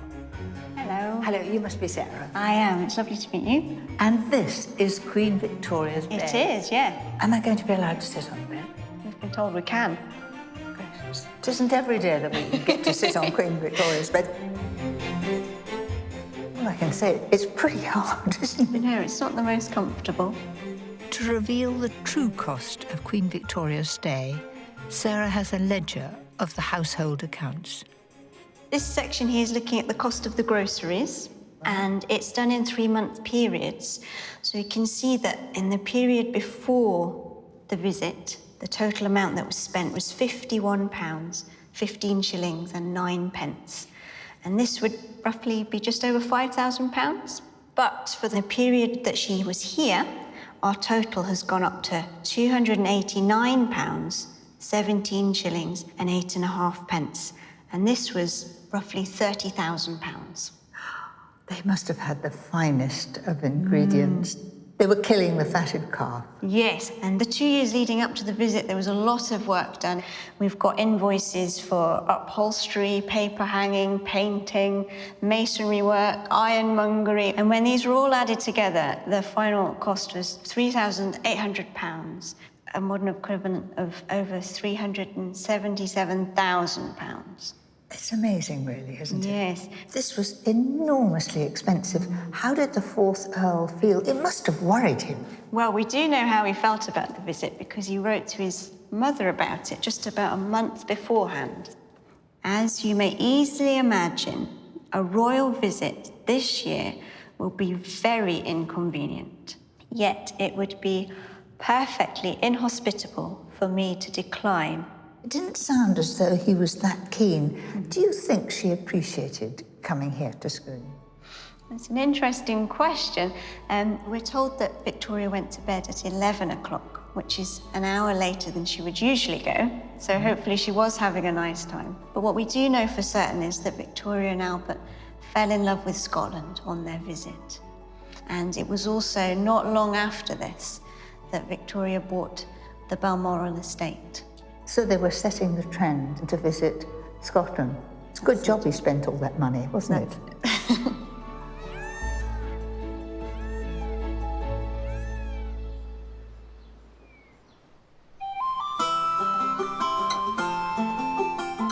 One of the great draws to Scotland for Victoria and Albert was, of course, the landscape. The Scone estate is spread over 27,000 acres, and its prime position at the very beginning of the Highlands made it an important first port of call for visiting royalty and nobility. Much of the region became a vast outdoor playground for the upper classes, with deer stalking seen as the pinnacle of country sports. Here they come. It's about time. I would love to catch sight of these magnificent wild animals, and to help us are the estate's own gamekeepers, Roddy McIntosh and his son Stuart. Good morning, Lady Mansfield. Nice to see you again. Here we go. Young Mary Berry, welcome to Logammond. My, you look smart. You're all in the same tweed. Is it a special family tweed? It is, yes. It's nice, it's warm. It's really... It's quite waterproof. Is it water? I was just thinking, should you have a mac on top of it? If it keeps the sheep dry, it's good for us as well. Well, you look the part, certainly. So if we're all feeling fit, it's on foot from now. Right. It's not the hunting season, so we're just going to have a look for the herd and see how close we can get. More of a deer safari, really. Stalking, historically, has been the sport of kings. Yes, it goes really back to the 11th and 12th century, when it was the king's prerogative, and they developed various royal forests. And anybody else caught poaching deer had some, severe penalties. Well, coming right up to date, venison has become really popular. Of course, it's very good for us. It's lovely and lean, no fat. And it's simply delicious, too. Oh, it is. It's a very good thing that we can now all enjoy venison. And it's because landowners, like the Earl of Mansfield, maintain these huge areas for deer and grouse, that we can still have this wild landscape that has remained unchanged for centuries. Oh, Roddy, I think Stuart and I are going to hold back now, aren't we? Yes, I think your best chance is to go off on your own, the three of you. On. OK, right. By keeping the group to a minimum and staying in line, there's less chance of the stalker being seen by the deer, and Roddy makes sure that we keep downwind of their very sensitive noses.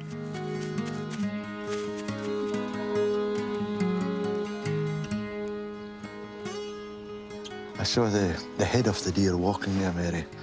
So I don't know where they've gone just now, so we'll just need to keep creeping up here. So we'll carry on and we'll see what we can see. OK, I'll keep close.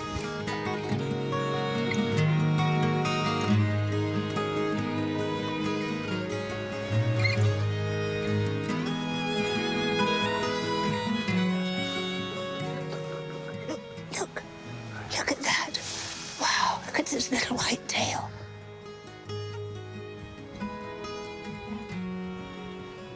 Isn't that beautiful? There's another two up here. We'll need to stay low. And we'll go up to the top of this ridge here and we'll hopefully get a better view. OK. OK. I'll get close.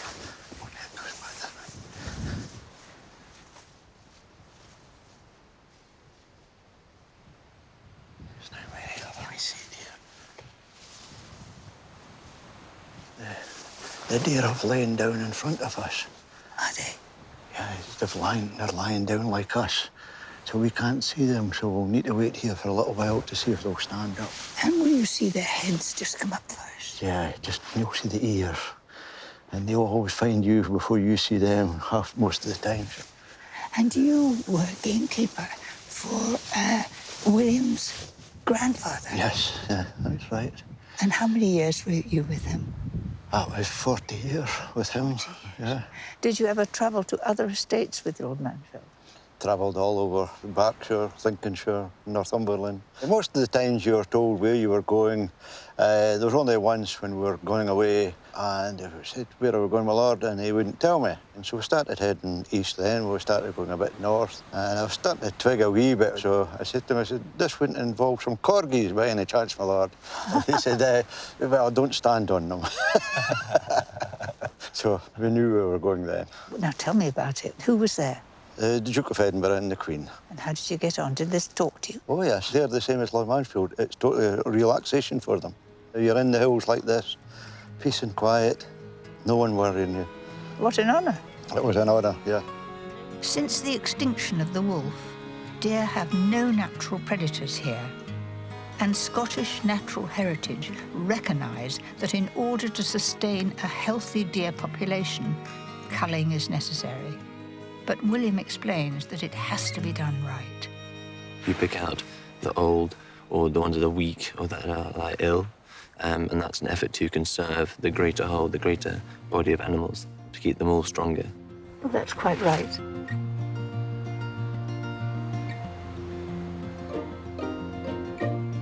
Well, Mary, you're looking a wee bit cold. Would you like a wee dram? I'll never say no, especially when there's a bit of a wind coming up. William? Yes, please. Thank you. Don't spill any. A Scotsman doesn't spill it.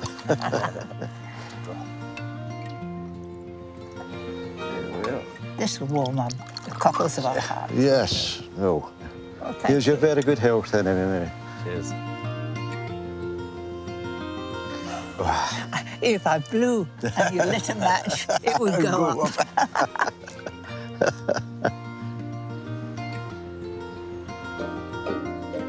As we head back from the hills, Lady Mansfield tells me venison will be the fuel for our dancing at the upcoming party. But first, I want her help with my take on a dish that has long been a favourite on the menu for royal visitors at Scone Palace. Well, Mary, we are so lucky. Roddy and Stuart have managed to provide us with some fillet. It looks amazing. It's quite big. Which kind of deer did it come from? This is red deer, the monarch of the glen. That's the great big fine one that we see pictures of. Yes. Start off by sealing the meat in a very hot pan. Pepper and salt on the top. Gosh, you can smell it already. Then I'm going to turn that over. That's just what it should do, isn't it? Perfect. When the venison is nicely browned, leave to one side to cool. Instead of the usual mushroom or pâté topping, I'm going to use caramelised onions to crown this Wellington. Gently cook the onions in the same pan, and once soft and golden, set aside half for the gravy. Then add chopped thyme, light muscovado sugar, and balsamic vinegar. That's it. Smell it. Have a smell. You want both onions and meat completely cool before you wrap them in pastry. And I'm using puff pastry rolled out nice and thinly. Now, normally, you would put beaten egg when you're sealing it, but brushing mustard not only adds to the flavour, it means that it will stick. That's a really good tip. I didn't know that. It sticks like mad. This is where it all comes together. I've got a really neat way to wrap the venison in the pastry. Simply cut 2 rectangles from either side. There we are. I'm going to turn those in like that and then roll it over gently, like that, like that. And then the fold is underneath and the top is where all the onions are. That looks fantastic. If you see a little bit of a gap there, there's nothing like a little pinch to get it together because we don't want the juices coming out. Use the pastry you've cut off to make some decorations for the top and give it all a good brush with some egg wash. Pop it in the fridge to chill right down before cooking. While we're ladies in waiting, Lady Mansfield has an amazing culinary surprise from the palace archives. It's a letter from the Duke of Wellington to my dear Lady Mansfield, dated September the 11th, 1833, with his signature at the bottom. So isn't that fun? Absolutely amazing. The other most extraordinary thing is he's enclosed a recipe. And it's a recipe for how to make butter. Put the cream into a strong linen cloth. Dig a hole and let the bottom be large enough to allow the cream to lie almost 4 inches deep all over it. Cover up with the earth. Let it remain 24 hours. Take it out and pour the cream, which will be very thick, into a bowl and stir it well with a wooden spoon or ladle. It is in bad weather that this mode of making butter is particularly advantageous. I think the letter is worth an awful lot more than the recipe. I think the recipe's barky. This Wellington goes in the oven at 200 fan for about 15 minutes, while I get on with making a gravy worthy of the man himself. Stir in a tablespoonful of flour to the remaining onions, before gradually adding hot beef stock. And in goes a dollop of red currant jelly. There's another ingredient that's going in which is very important, and that's the port. Then let it bubble away until it looks rich and glossy before sieving out the onions.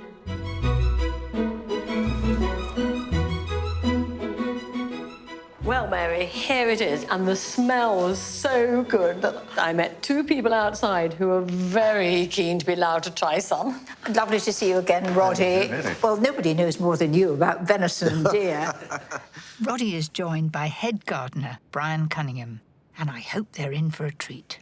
I think it's best to do it in thick slices. You'd rather have a thick slice than a thin one, I bet. Yes, right. It's going through like butter. I hope that it's beautifully pink. Oh, just look at that. Isn't that fantastic? Is that how it should be? You're the expert. Lovely. On this occasion, it's not going to be ladies first, it's boys first, because you're jolly hungry. Come on. It's funny, all the chaps like the gravy, don't they? But we have put quite a lot of port, and I know that you like a wee tipple from time to time. Not often you get Mary Berry to come and cook for you, is it? Well, I love to see the smile on their faces. That's what matters to me. It's very nice. I think I'll have some more. That's right. Come on. I think I've won over the head gardener Brian with my Wellington. And in return, he's kindly agreed to show me the estate's 8-acre pinetum, a rare collection of majestic trees. Planted back in 1848 by the 4th Earl of Mansfield, it's a magnificent example of the Victorian craze for collecting plants from around the world. But it all began in 1810, when the 3rd Earl employed an 11-year-old boy who would go on to become one of the most renowned plant hunters of all. So do you know the name David Douglas? I think I do. We've got strong ties with him because he was actually born here in the old village of Scone, and he served his apprenticeship here before moving on and eventually working for the RHS and doing a bit of plant hunting and exploration up in the northwest of America. And of course, that's a huge journey in those days. All to just bring us back some treasures. But what he's most famous for is his trees, and his forest trees in particular. So, maybe we should get out now and show you some of these, Mary. So we've got some noble firs, some grand firs. But this cracker here, this is the tree that I was wanting to show you. And what is it? Well, this is one of David Douglas's most important introductions. Must be a Douglas fir. That's right. And it's not just any old Douglas fir. This is one of the first Douglas firs in the country, planted in 1834 by seed sent back from America by David Douglas.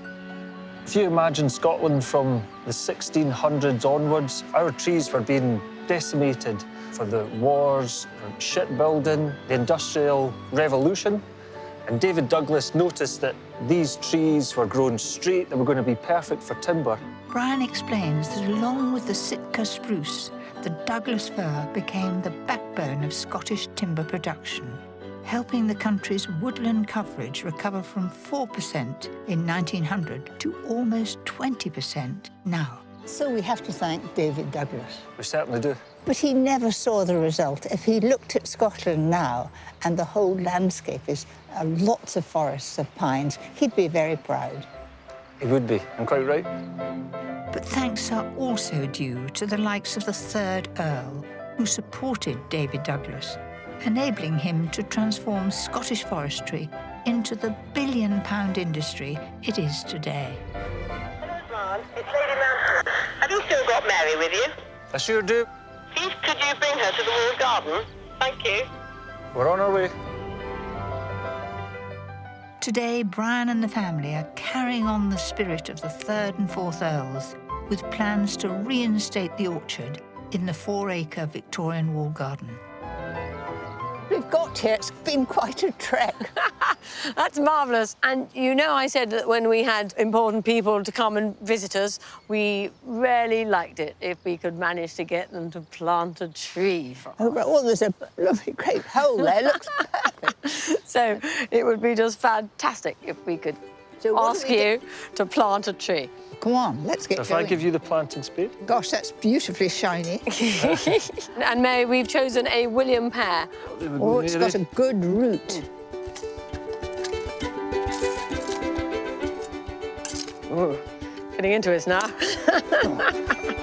Fantastic. There she goes. Is that OK? It's beautiful, thank you. Absolutely perfect. Well, I feel in very good company with all the royals at Scone Palace. Let's hope it grows to be a very fine tree.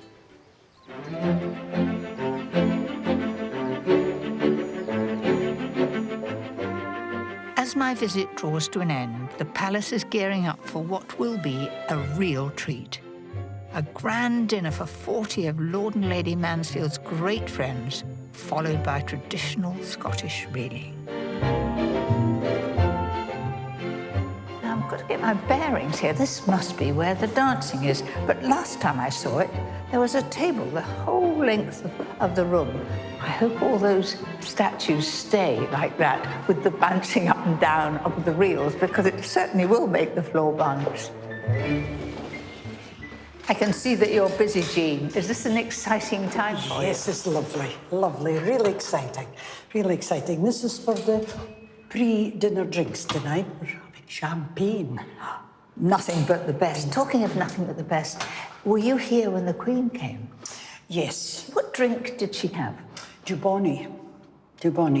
And she had to get a new bottle because, well, we kind of thought maybe somebody had served her a bad drink, maybe a bottle that had in the back of the cupboard for a number of years. It's the same with Princess Margaret. When she was only once ever been here that I know of, and when she came, it was she made up her own gin and tonic.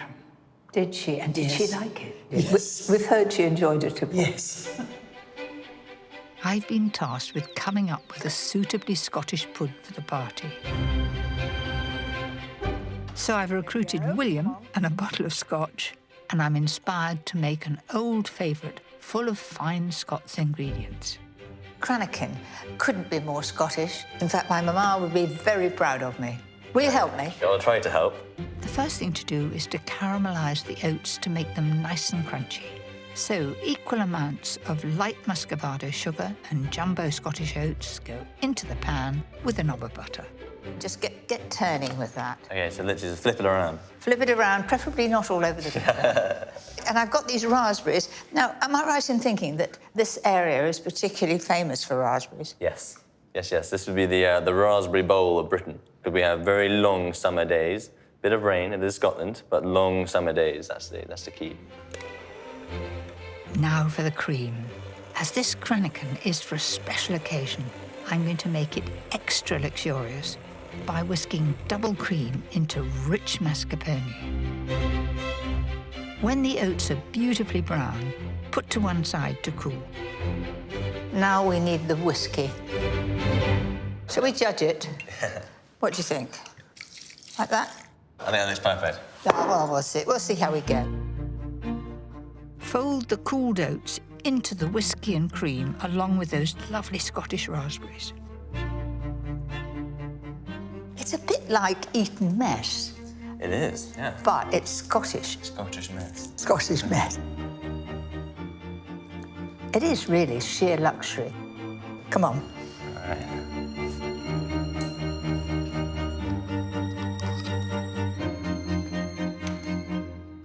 I reckon you might have topped the chart with that. That's very good. And give us good energy for the dancing to come as well. And we need it. Or some of us will. Always serve at the guest's left-hand side. Water and the wine at the guest's right-hand side. Down in the kitchen, Steve Gilroy, the head chef, is hard at work, and I can't wait to see what he's serving ahead of my pud for tonight's grand dinner. May I come into the chef's domain? Hello. What's going on, Steve? Okay, we're preparing canopies for the dinner that I believe you're attending. Lady Mansfield has said you're going to have venison in some form. Yeah, we have some lovely roe deer from the estate. It's the same dish that I done for Lord Mansfield's 60th last year. So it's well practiced? Yeah, it's well practiced. Oh, that's yep. good. And goodness gracious, what is this? This is a haggis bonbon, and it's with a whiskey jus. So you eat the haggis and then drink the jus. You don't want too many of those. No, well, it depends.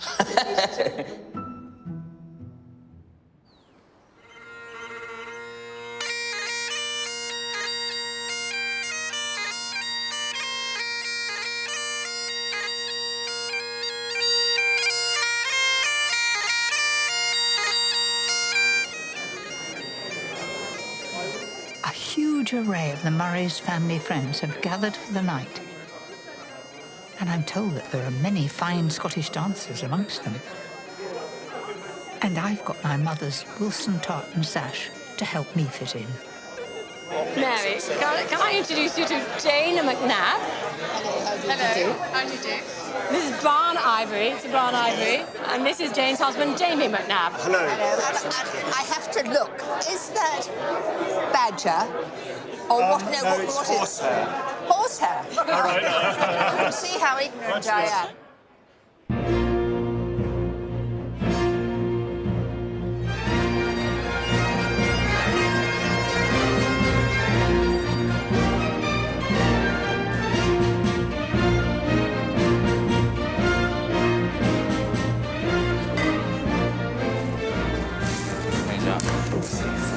Seven, 14. Perfect. Come on, Ned.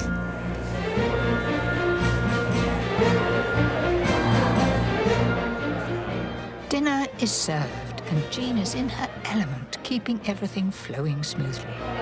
Thank you. The seared venison is the star of the show. And with the palace sparkling and fully brought to life, it's easy to imagine the many royals enjoying the Murray hospitality throughout the centuries. On the one that Mary done and look like that, all right? Right, OK. And the chef has made sure there's enough of my Cranachan for everyone. Let battle commence. Ha-ha!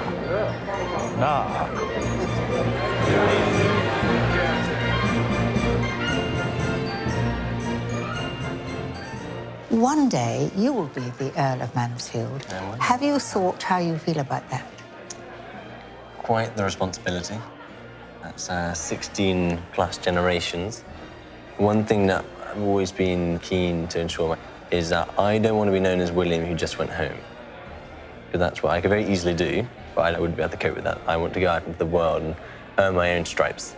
And the relationship that you have with your staff is quite extraordinary. It means a lot to you, doesn't it? It means a huge amount to me. And theoretically speaking, they should call me now my lord, which I find really strange. So I insisted on them all calling me still William, because that's what they called me for years. So you wish to carry on the traditions of Scone? Very, very much so. And I want to continue tradition and marry the old to the new and sort of drag Scone into the 21st century and beyond. And I'm very excited by that.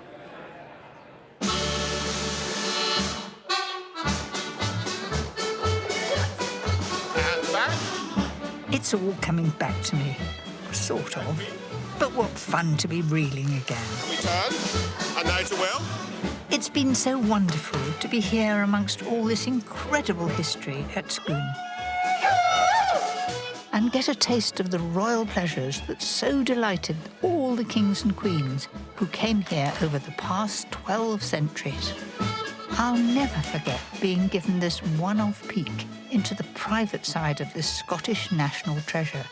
And it's good to know that with William and his family and their loyal staff, its future is in safe hands.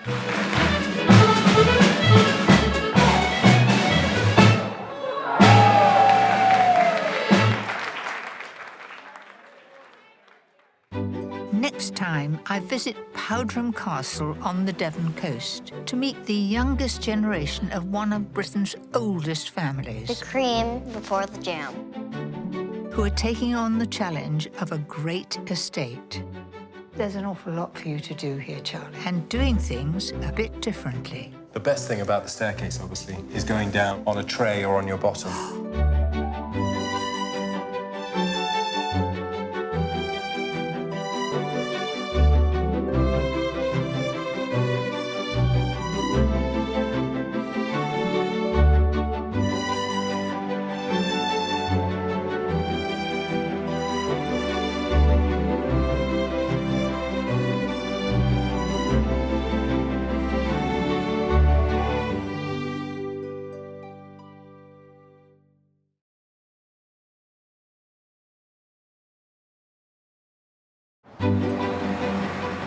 Britain is world famous for its stately homes. And when it comes to food, our country houses were the tastemakers.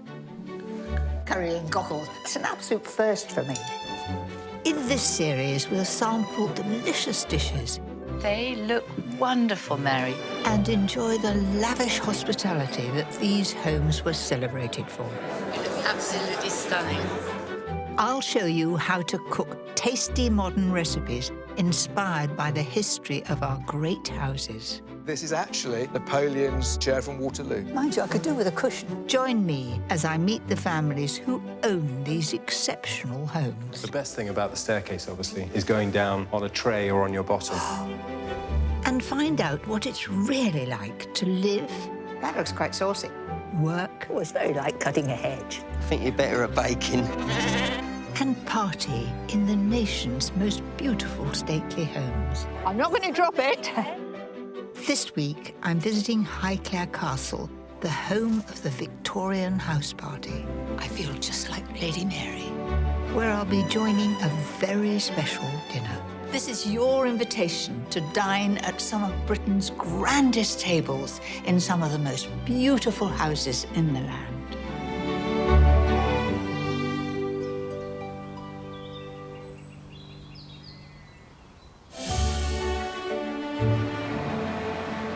I'm in Hampshire, 60 miles west of London. I'm on my way to explore one of the most significant houses in England. It's Highclere Castle, although it's probably better known to millions of TV viewers around the world. Wow, as Downton Abbey. There it is, peeping between the trees, Highclere Castle. It is truly magnificent. For nearly 200 years, Highclere has hosted some of the most glamorous and influential weekend house parties in British high society. Now, I've been invited in too. Hello, good morning, welcome. What a glorious day. It is fantastic. It feels so familiar from watching Downton, but it's also somehow different. I'm here to find out what and who keeps a home like this going in today's world. Can I pick your coat and hats? Thank you.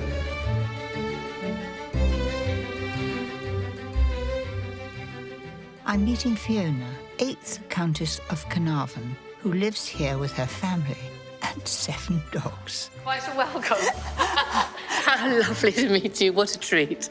I am thrilled to be here. Well, thank you for coming. Hello, what a family you have. Hello, I'm you. so And very this is happy. one of your puppies. This is little Evie, and she's just like a little lapdog, aren't you? She's very cuddly. Hello, Poppet. Well, you know why I love her, because I have Darcy at home, and you look as though you're first cousin. Isn't she lovely? So how long have your family been here? Since 1679. So the family been here for sort of 350 years. And before that, it was owned by the church. People have lived here since 749 AD. So I'm looking after something which is stately and something which is a home, which matters a lot to me, and sharing it with friends and family. What is more important? And it's living in the now for something I'm trying to preserve for the future. And so how many can you have to stay here? Hello, Poppet. Yes. I'm happy having, I suppose, about 20 people to stay. I think that's enough. I'm not a hotel. But there are 200 to 300 rooms in this house. Wow. So it's, and there are. What happens behind that gallery up there? Well, the main bedrooms and all the guest bedrooms run all around this gallery. And you can walk round down the stairs and pretend you're Lady Mary if you want to be, or some of the, illustrious guests from the past. In the Victorian era, Highclere Castle was renowned for hosting the most prestigious weekend house parties. The weekends were partly for matchmaking among the gentry, but the house parties also had a major influence on business and politics. You're very famous for your house parties. Tell me more about them. I think the weekend house parties began because this Highclere provided an environment where cabinet ministers, politicians, diplomats could sit and discuss over dinner challenging matters of the day. And, for example, the fourth Earl drafted the Canadian Constitution here, which became the Dominion of Canada on the 1st of July, 1867. It's a home that oozes history. And the fact that it's only a short distance from London no doubt allowed the more powerful guests to come and boosted the impact of the parties held here. Mary, would you like to see some more of this house? I would love to. Then let's go this way. OK, come on, chaps. Everybody come. Highclere was designed with entertaining in mind. From the grand saloon for receiving important guests, to the magnificent library, to the peaceful drawing room where the ladies retired after dinner. This is a lovely room, isn't it? Absolutely. And it's so light. The person who decorated this drawing room, Mary, was Almina, and she's one of the most important figures in Highclere's history. So there's a photograph of her when I think she was round about 19. And she was the illegitimate daughter of Alfred de Rothschild. She was his only daughter. He adored her. So when she married the 5th Earl of Carnarvon, with whom she was madly in love, he gave her a dowry with some £500,000, which in those days was such a lot of money, perhaps £60 million in today's terms. That'll do a lot of restoration and building and whatever, wouldn't it? The 5th Earl married an heiress. Jolly useful thing to do. In the 19th century, Highclere was the house to be invited to. I'm told that Benjamin Disraeli, soon to be Prime Minister, and even Prince Bertie, the future king, have parted here. But entertaining on that scale required more than beautiful rooms. It required staff. And through an unassuming door in the corner of the saloon lies another world. This is the green baize door. So this was to muffle the sound? It was. So we're now in the staff part, and these stairs go the whole way up, so the housemaids and the footmen could operate with never being seen by the guests or the family. Look at the number of stairs up here. It's extraordinary. Goodness gracious, it's almost to heaven. You didn't need the gym. No. These stairs must have been busy. I'm told there used to be more than 50 household staff. There were chambermaids upstairs and cooks in the basement kitchen, where Lady Carnarvon takes me next, an astonishing 60 metres away. Goodness gracious, this goes on forever. This part hasn't been really seen on television because Downton filmed all the kitchen scenes in Ealing Studios, and our own kitchens have been where they've been for 1,000 years, but they really are used today to cook for all our tours and dinners, so they chose to create the kitchen scenes elsewhere. Well, I'm privileged. I'm seeing something that the viewers didn't see.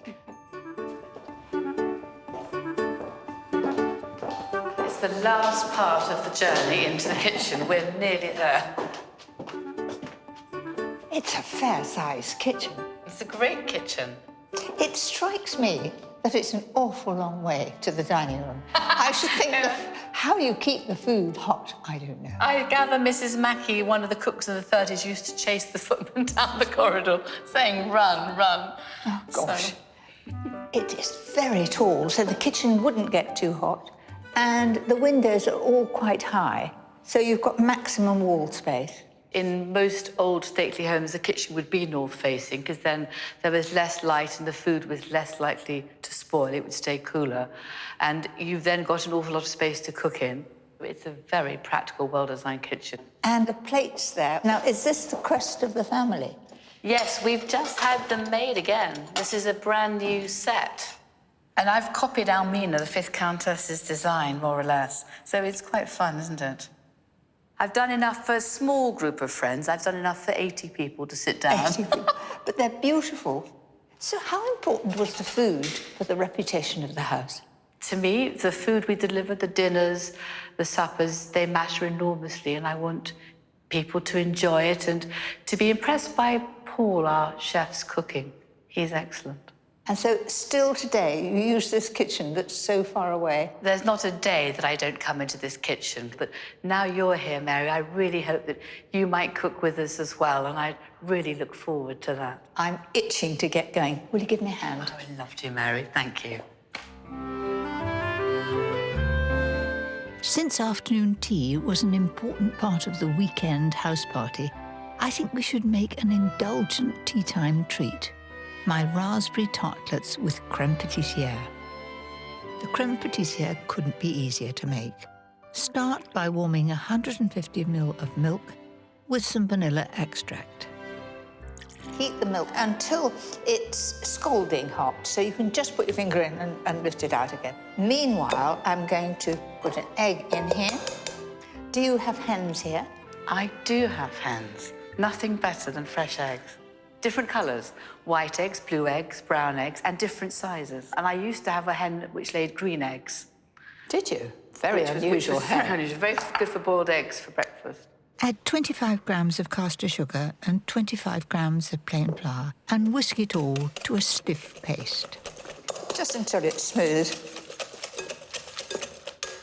There it is. And then I'm going to put the milk into there in 2 lots. That's because I don't want the egg to separate. That looks smooth to me, and then in goes the rest of the milk. Now it looks like a thin custard. But it'll thicken up nicely as soon as I put it back on the heat. How about you giving it a jolly good beat? Fun. A bit of welly in there. You know, in earlier days, when we didn't have machines, the cooks used to have huge, great muscles, didn't they? But there's a fruit biscuit recipe from 1811 we've got, and in the middle it says, stir for 2 hours, which seems a bit extraordinary when they're making it. I think it's just... I think you've done really well. I want it really thick, and we'll put some cream in it. How delicious. Let the mixture cool thoroughly, then whisk in 75 ml of double cream. So the crème pâtissière is made, and I reckon it tastes... Can I taste it? It's my best special roll. That's delicious, actually. And the cream is absolutely scrummy. I like to make my own short crust pastry, but you can buy ready-cooked cases if you're in a hurry. Then it's just a matter of placing fresh raspberries on top. This is my smiley face. There we go. 2 eyes and a mouth. I'll do it properly, I promise. But anyway. I can see you like having a good play with the children when you're baking. Yes. And for the glaze, heat some raspberry jam with a little water. And that will slacken it down, and we just push it through the sieve so we don't get the seeds. That's it. And the aim is to put sort of minimum on and let it just run over. It's really to give a shine. That just looks perfect. Well, it's been lovely having you as my sous chef. Oh, thank you, Mary. Come along. now's my chance to really play at being in Downton Abbey. Taking afternoon tea with a countess. This must be what it was like to be entertained here back in Highclere's house party heyday in the late 1800s. They look wonderful, Mary. You are clever.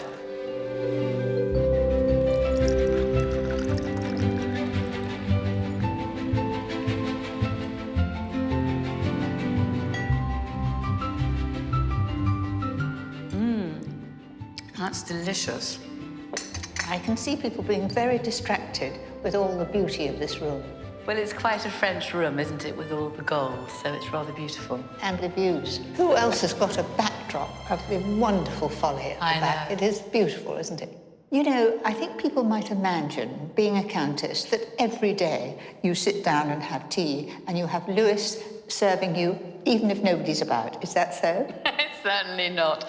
I'm often making myself a really nice cup of tea, but I'm having it often at my desk in my office. And it is a hands-on job, whether you're working in the office or finding that you need to ring an electrician, or you've got various great friends. Steve the roofer's a great friend. You always need a good roofer. The plumbers were here today. There's marketing to be done, emails to be answered, laughter to be had as we go about every day's business. There's a long list, and actually, I don't think my husband disclosed quite the length of the list when he asked me to marry him. It's clear that taking on a house like this is a huge responsibility, and I can imagine the maintenance bills are endless. So this luxurious home has had to evolve partly into a business. And to find out more, I'm meeting Fiona's husband, Geordie, 8th Earl of Carnarvon. We are introduced by the castle manager, in keeping with proper protocol. Mary. Hi, good afternoon. Welcome to Highclere. I'm very thrilled to be here. The Earl is, after all, the Queen's godson. Thank you, John. Much of the 5,000-acre estate is a working farm. We specialise in winter oats, which we process for feeding for performance horses like racehorses and polo ponies. And then for spring crops like spring malting barley, and this year we're doing spring beans. And you have masses of sheep. How many have you? Well, we have about 1,600 ewes, and there'll be about 2,500 lambs. And nowadays, we very much use the sheep to help control all this very big area of grassland we have in the park here.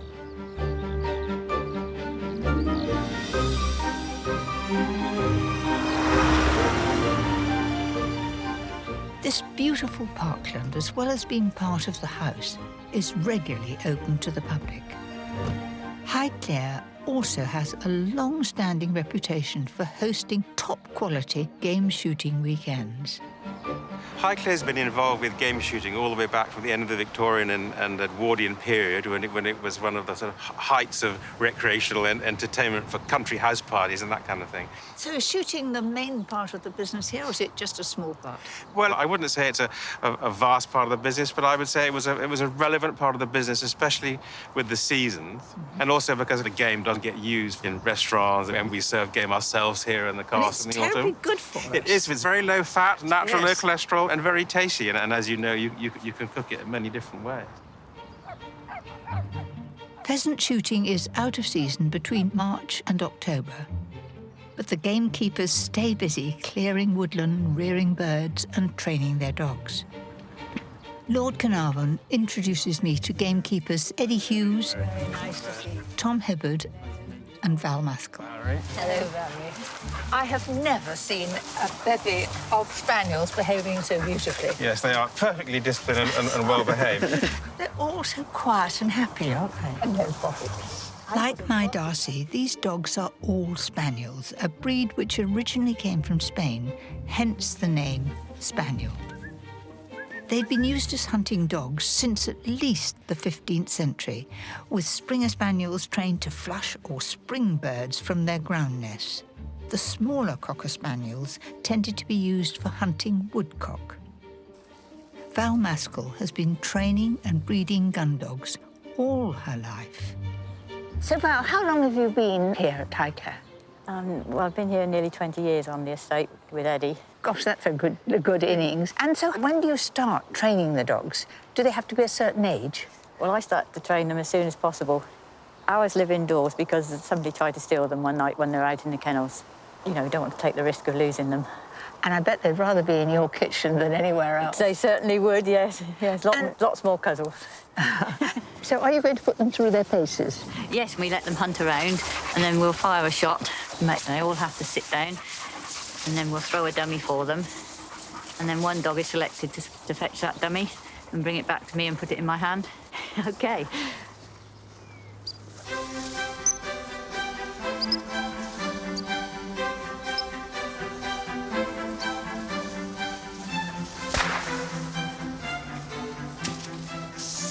White. Marty. Marty.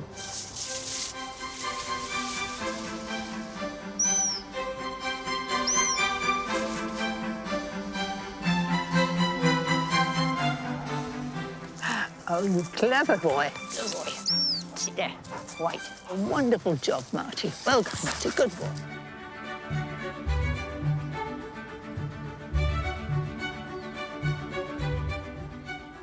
Spending time with the gamekeepers has given me an idea for a recipe. Game has been a prominent part of the menus at Highclere for 200 years, so I'm going to make a rich pheasant casserole that could be used for the gamekeeper's lunch.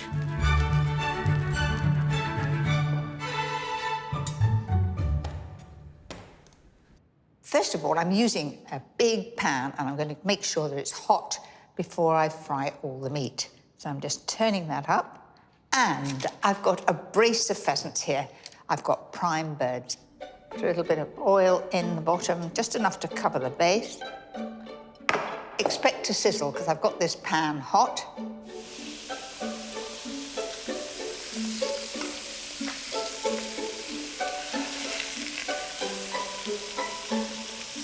Keep turning and just get them brown. It'll all add to the flavour.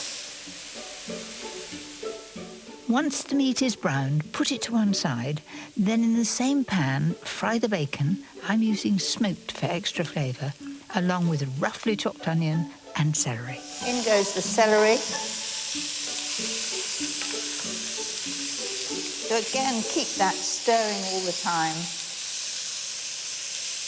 And when it's all very, very hot, I'll add the flour.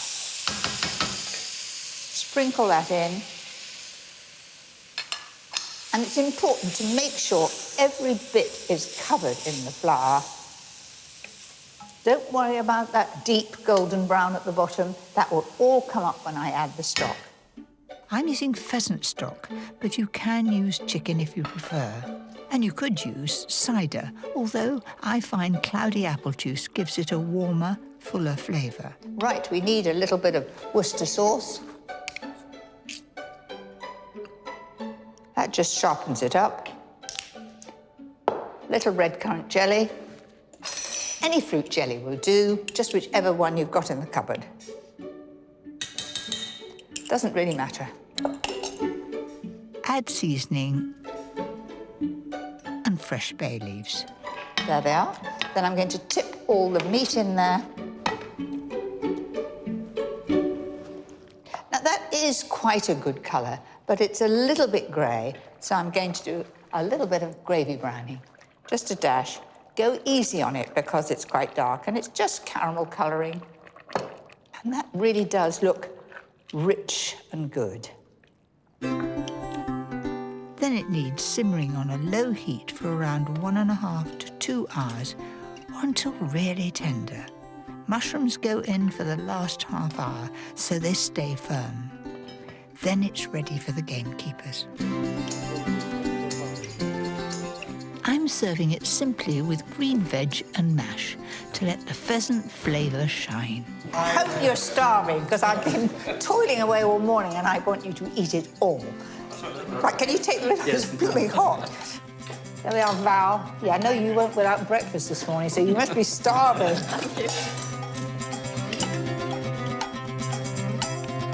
Pass it down the line. Wonderful, thank you, Mary.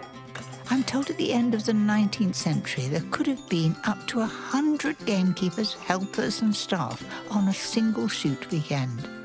I'm glad I haven't got to cook for all that lot. So when you have a shoot here, how many people come? You've probably got 25 to 30 people to be in here lunchtime. Yeah. And there must be some very well-behaved dogs here, I should think, because it could be chaos. There is occasionally. Most of you have been working here for many, many years, and what is it that you like? Because obviously none of you seem to leave. Well, it's the atmosphere of the place. We all get on well together, don't we? Yeah. All of us. Camaraderie. Eddie does a shooter's meal. Sorry, Eddie and Valerie do a shooter's meal. Sorry, Val. They prepare a meal for what we call the team or the family. Eddie's a very good cook. I carry the things in and out, mainly. So you're... Let's say it's very nice, Mary. Is it? Very nice. Very good, Beautiful. yeah. Very Oh, good. Thank you very much, Mary. Thank you.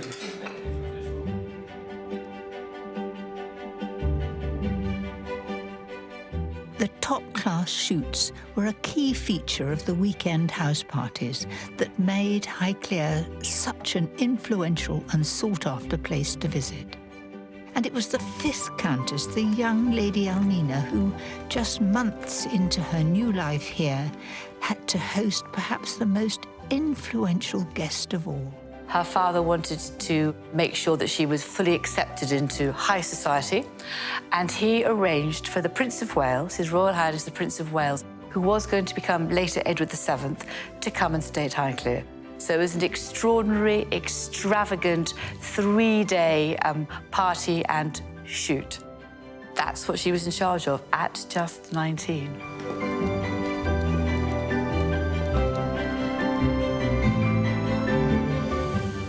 Lady Carnarvon shows me the bedroom that Almina had redecorated, specially for the future king.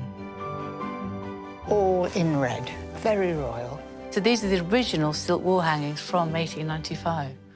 Good gracious, it must have been a very good quality to have stayed this standard. And I think this bed was brought in for the Prince of Wales. It doesn't look so big today, but yet king-size sheets don't necessarily fit it very well. It is quite a large bed. The prince was a very robust man, was he? Yes, he was quite a large man with a girth that testified to his love of food, I think you might say. Yes. And he would have been waited on hand, foot and finger. Completely. He demanded the best. So the best bedrooms, the best decorations, the best food, champagne, wine. So if you had him to stay quite often or longer than a weekend, you know, you could find yourself dipping deep into your pockets to try to pay for it all. Luckily, with Almina's huge wealth, she was able to go to town for this very special weekend house party.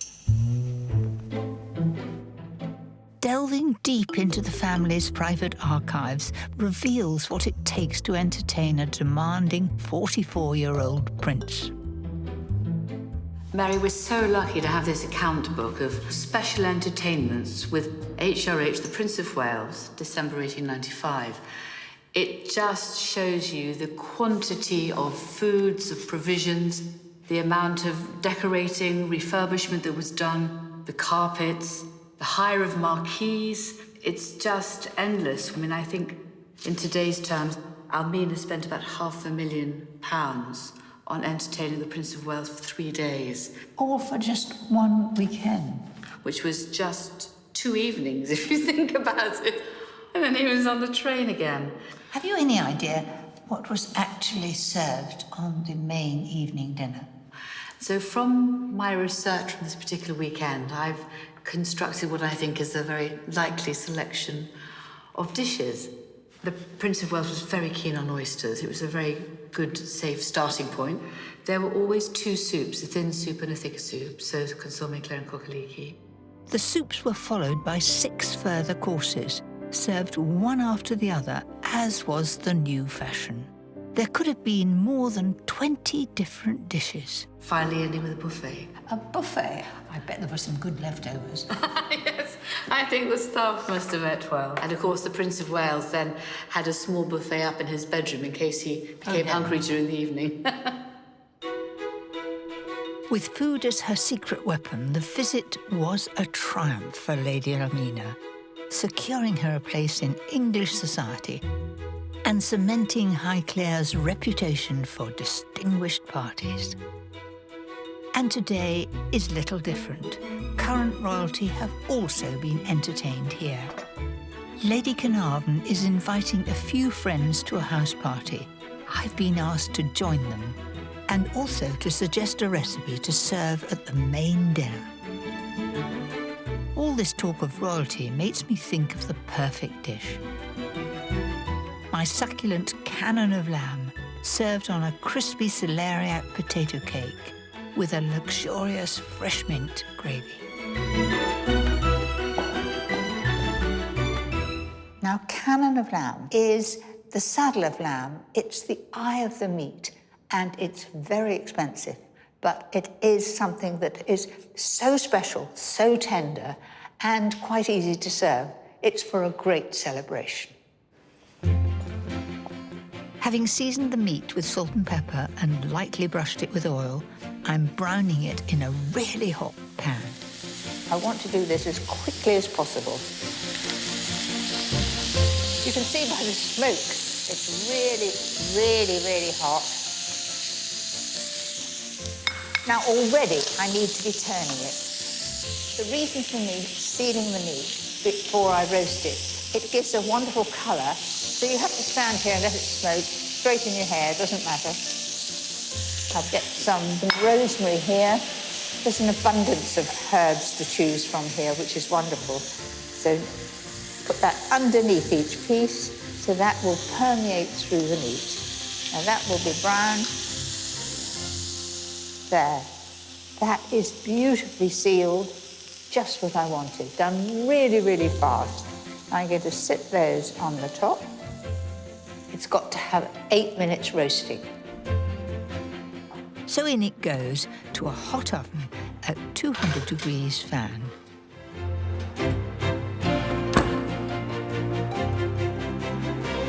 To go with that very glamorous cannon of lamb, I decided to make potato cakes, but with a difference, with celeriac. The two flavours go very well together. So you need 350 grams of potatoes and 250 grams of celeriac. I've grated the potato and the celeriac using the coarse grater, put it in a tea towel to get every little bit of wet out of it. This is something that's got to be done at the last minute, otherwise the celeriac goes brown. So salt and pepper. Divide the grated veg into equal-sized piles and squash them down to make patties. You've got to be firm and you've got to use force, and it will begin to stick together. That's it. It's the starch in the potato which is holding it all together. Then they're ready for frying, but make sure your pan is nowhere near as hot as it was for the lamb. Notice how I'm pushing the sides in so they don't all join up. And good news, you can make these ahead and reheat them. Fry them until golden brown on each side. Cook them too quickly and you'll find that they will burn underneath and it won't be done in the middle. So I've turned the heat down and doing them very, very gently.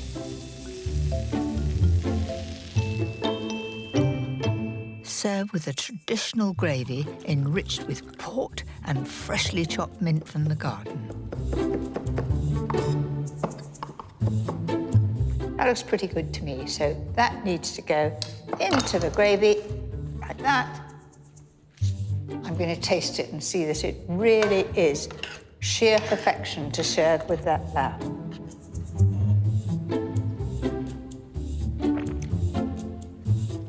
That's pretty good. To me, that's a dish fit for a prince. I can't tell you how thrilled I am that I'm going to be at this great dinner party that Lady Carnarvon is going to give, and she's chosen to have this wonderful lamb dish. I so hope they enjoy it.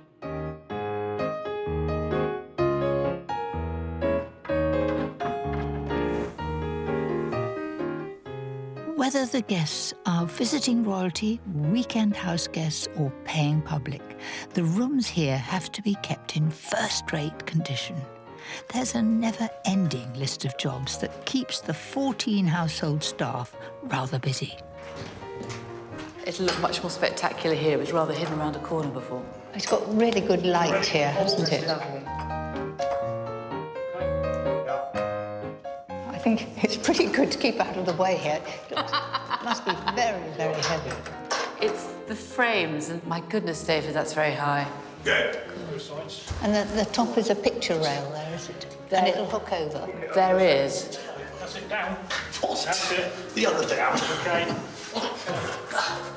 Happy? No, left a bit with your left hand, David. It's not quite vertical. Is it tipping down on the top left-hand corner a little bit? Yes. Looks like... It's a bit cockeyed. 50. Don't drop that. Happy? Yeah, I think so, John. Actually, brilliant. Thank you very, very much. You've got a great team of people here. Who are they all and what do they all do? I have, well, I don't know, Matthew, you do multitasking, afternoon teas, help me with dogs, feed the chickens when I can't do that. I can't think what you came here to do, but that's what you do now. I'm doing what I came here to do. Come on, what was the job description like when you came? No, I think it was pretty much whatever I needed to do. Oh, good. Walking dogs, helping butlering in the castle, and then it's just grown since then. And which part do you enjoy most? It's all of it. It's very varied. So it's fun. It is really good fun working here. And then, Pat, I don't know how long you've been here for, which way exceeds me, doesn't it? Yeah, 57 years now. 57 years? Yes, yes. Gosh. We do painting and decorating all the way around, whether it's in the castle or around the estate. I hope you're not going up ladders. No. Thanks to Lady Carnarvon, no, I don't anymore. She banned me. Right. So how many have you got in your team? There's 3 of us. Mike is one and young Richard's the other. I call them the boys. The boys? One's coming to 80 and the other one's coming 48. One's coming? 80. I come for 75, so... And no sign of retirement? No. Not allowed to. No. I'm just going to say that. I understand that, I can tell you. You just keep going, it's much better. And then on a Friday, every so often, we all have fish and chips together. Lovely. Pat goes and gets fish and chips from the local fish and chip shop, and we sit down, and wherever we are... We hide. Well, that's good. Yes. My husband doesn't think I should be having fish and chips, but I think it's excellent. Well, it's a great thing to share. And then John Gantel, who's our castle manager, which I'm not quite sure what's on your CV either. I'm not quite sure I've got a true job description either, but it does include everything. We do some large events, and that takes a lot of planning. The team are a relatively small team, very hard-working, and you've got to have some good humour and good nature in it, otherwise it just doesn't gel, and that's the magic gel that makes it work for us all, I think. And after a hard week, everybody has some fish and chips. I like that idea. I've never been invited, Mary. So I will know that. I will look more diligently at Friday lunchtimes for my fish and chip invitation. Have I put the cat amongst the pigeons? Yes, I think you have. It's all Pat's It fault. looks as though you might have to have somebody else adding to it. Yes, I think I might, Mary. Cut!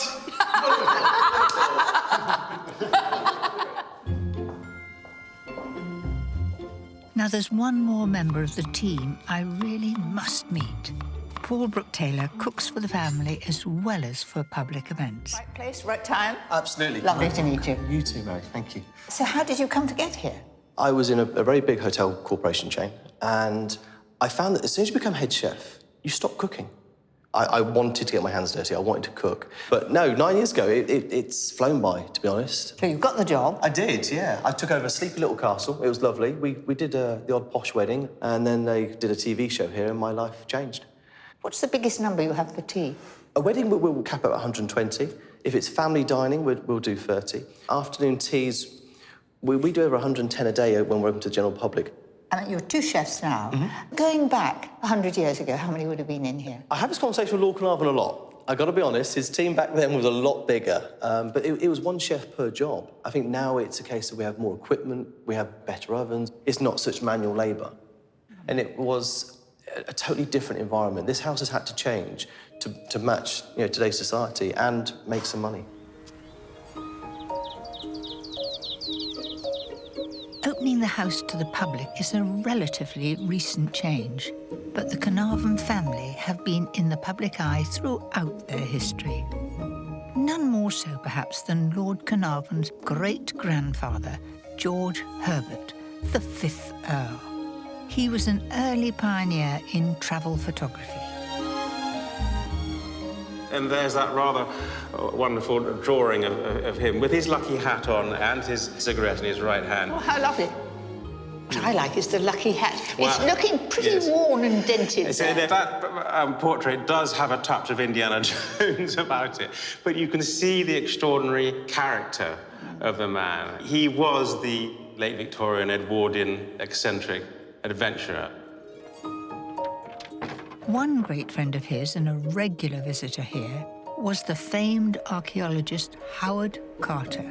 I'm told that together in these very rooms they would plan their expeditions to Egypt, where they made one of the world's most significant archaeological discoveries, the tomb of Tutankhamun.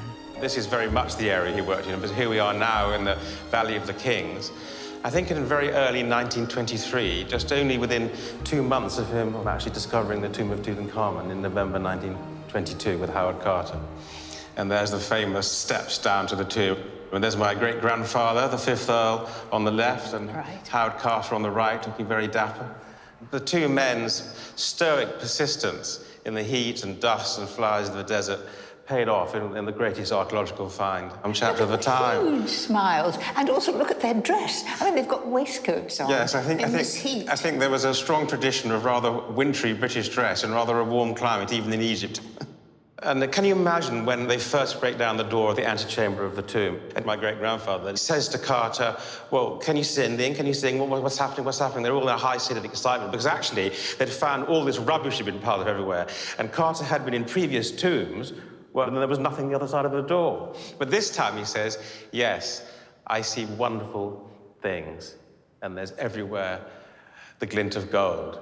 Well, I shall not forget the look on their faces. I mean, it's magical, isn't it? No, the whole thing is, it was such a time of such excitement, and it was such bad luck for my great-grandfather that he didn't live to see so many of the wonderful objects that finally came out of the tomb.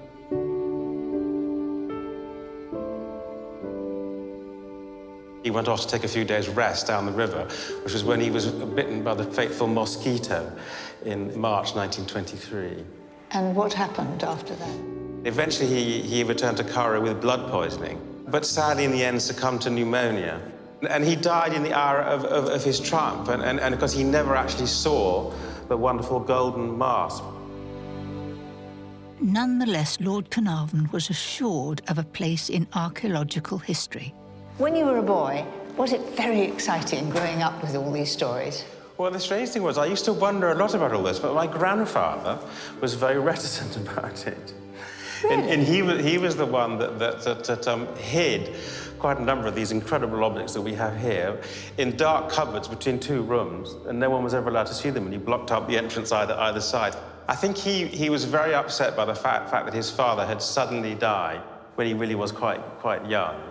And Egypt had, out of the blue, taken something away from him and totally changed his life. And my grandfather was just quite quiet about his father's work. Thankfully, the current Lord Carnarvon keeps replicas of his great-grandfather's finds in a public museum deep in the basement, a tribute to this remarkable chapter in Highclere's history. Gosh, that is sheer magnificence. This is the glorious middle coffin, because the actual embalmed body was found nested inside 3 golden coffins, and this one's known as the middle one. It was absolutely covered in what's known as a rishi effect of semi-precious stones. And you see all the glory of all the colours, the reds, the blues, and the gold. Well, it is absolutely spectacular. Wow. There it is. I know it's a replica, but isn't it magnificent? It's an extraordinary replica to scale of the real golden mask. And this weighs around about 11 kilos, and it's an extraordinary amount of gold and one beautiful artistic object of the face of the boy king. Remember, he died when he was only about 19 or so. It's so beautiful and gentle, the actual features. Yes, they really are extraordinary. It's one of the world's greatest objects. But the days of grand discoveries, sumptuous living, and weekend house parties at Highclere were numbered. The Second World War brought turbulent times, and the current Lady Carnarvon, a keen historian, has been unearthing some of the castle's wartime stories. She's arranged an expedition to show me evidence of an aeroplane that crashed here. Her team of plane hunters includes metal detector enthusiasts Paul McTaggart and Robert Coleman, and retired Concorde pilot Steve Bohill-Smith. What are we looking for? What are we expecting? Well, Mary, we've got some photographs to show you. It's a B-17, which is called a flying fortress. It crashed up on the top of the hill. There were usually about 10 people on board, but this was a training flight, and they had only 7 on board.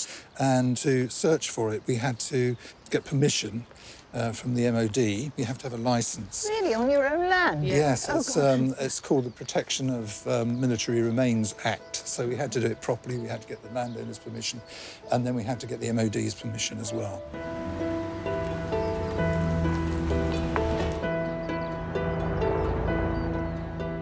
I'm told the main bulk of the American plane was recovered a few days after the crash. But over the last few years, Lady Carnarvon and her team have collected dozens of smaller pieces of the wreckage that have been lying here untouched since the Second World War. Perhaps I should explain what we think happened. They hit the trees, those big cedar trees up on the top, and they just came crashing down through the trees here, down the slope, and it basically exploded into a million bits. So you can walk along amongst the trees here, and you can actually see things in the undergrowth from the aircraft. OK, Mary, this is a metal detector. Put your arm in there, and all you do is basically just wave it backwards and forwards. what am I waiting for? A noise? You're waiting for a noise. As soon as you go over a piece of metal, it'll squeak at you, and you'll know exactly.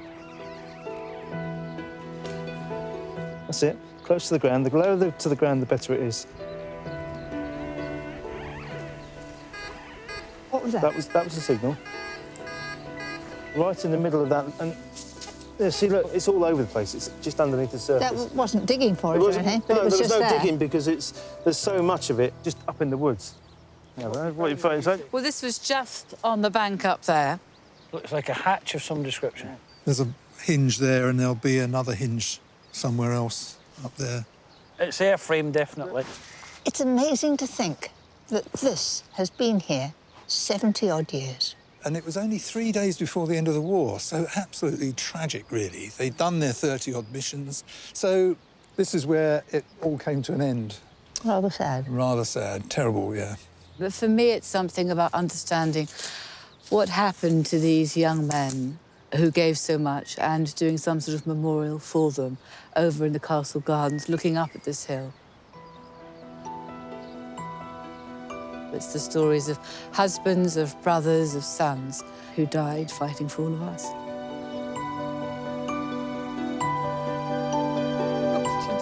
We're heading to one of Highclere's follies, known as Heaven's Gate.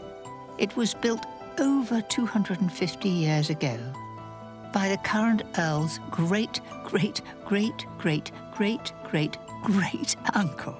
With truly breathtaking views over the estate, it's a fitting place to reflect on the changing fortunes of Highclere since the Second World War. What was the impact of the war on Highclere? Highclere was commandeered by the Ministry of Health, and it became home for evacuee children. So suddenly there were between 25 and 50 tiny children aged 3 to 5 living on the top floor of the castle throughout the war with their teachers, nursing assistants. So the chef, therefore, was now cooking for 80 people a day, breakfast, lunch, and high tea for the children. It was a time of hardship. You had to really look after the food you were growing. Nothing was wasted. I mean, the vegetable garden here, the kitchen garden, was invaluable because it was very successful, and it not only supplied the castle and the children, but it could also supply beyond that as well. After the war, things changed for the great estates, is that right? It did. There was no money, no resources. Rationing still continued. It was a very tough time, so no one could afford to employ anybody either. And nor could you repair anything, because there was nothing to repair anything with.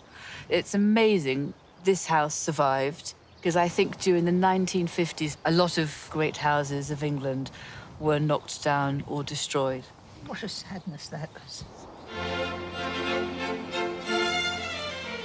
The post-war era marked a turning point for Highclere's lavish house parties. The prestigious and glamorous weekends that sparked off adventure, shaped politics, and even created a country. In order to survive and prosper in the modern world, the house had to change. It had to become more businesslike and open its doors to the public. Nonetheless, this is still a home, and Lord and Lady Carnarvon still host house parties, albeit on a smaller scale than during Almina's time. And so tonight, I will be able to witness this wonderful home in all its dinner party glory. But first, I've been asked to choose our pud. So, for the grand finale for this special dinner party, I'm going to make gooseberry and elderflower food. It's luxurious, it's British, very, very special. It's a classic English pudding, served at country house dining tables for hundreds of years. I'll be serving it with a delicate honey biscuit made with local honey. In the pan, I've got 500 grams of gooseberries, 100 grams of caster sugar, a bit less if you like it sharp, and 3 tablespoons of Lady Carnarvon's homemade elderflower cordial, though of course you could buy it. Now I'm gently cooking that, squashing them down. You notice that I've got green gooseberries. If you're cooking with gooseberries, always pick them young and green. They're very bitter to eat like that freshly, but they're much better for cooking. When they're soft, take the pan off the heat, remove about a quarter of the mixture to use later as a topping, then blitz the rest into a mush. There we are. That's a mush. But if you put that just with the cream for a full, you would have lots of pips which aren't very nice to eat. So that's why we're going to sieve it. You just need to force it through. So keep pressing. Now look at that. That is just pips, and I'll just discard it to one side. There we are. Before you can mix it with the cream to make the fool, you'll need to chill the puree in the fridge until it's nice and firm. Traditionally, you would add all double cream, but I've decided to make it a little bit sharper by adding yoghurt. And I've got 100 ml of full-fat yoghurt and 200 ml of whipped double cream. Start with pouring cream, it's easier to whip. So in it goes. Then I'm going to add the cream. So just beat that in like that. Just until you've got no streaks. That's it. That looks perfect. A lovely smooth consistency. And I can smell the elderflower. Serve in elegant glasses and top with the reserved compote. And then, just to finish it, a little mint. Fresh from the garden. Don't always think of mint as being always to go with lamb. It's lovely to have on a pud. Just gives it a lift. So there you have it. Our wonderful, luxurious British pud, all ready for that very special dinner party.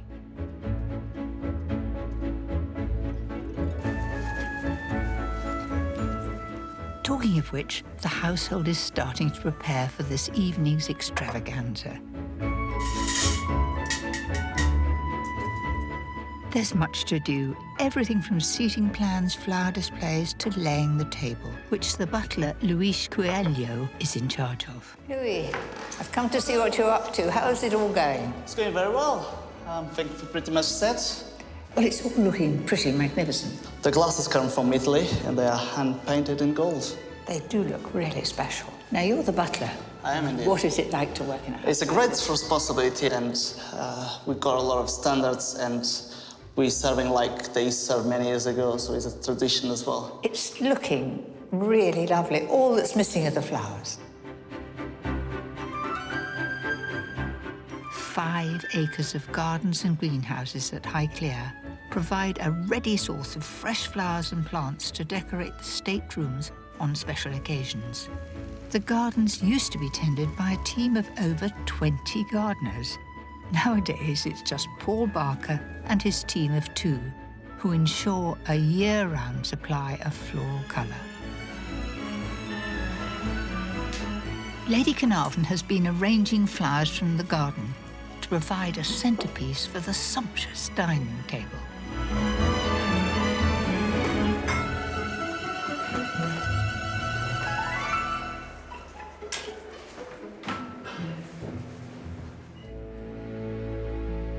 As the household prepares to receive this evening's guest, there's only one thing left for me to do: dress for the occasion.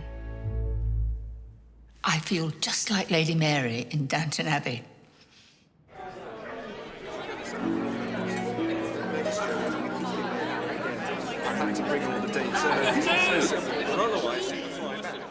At the end of the 19th century, Highclere was the epitome of luxurious entertaining.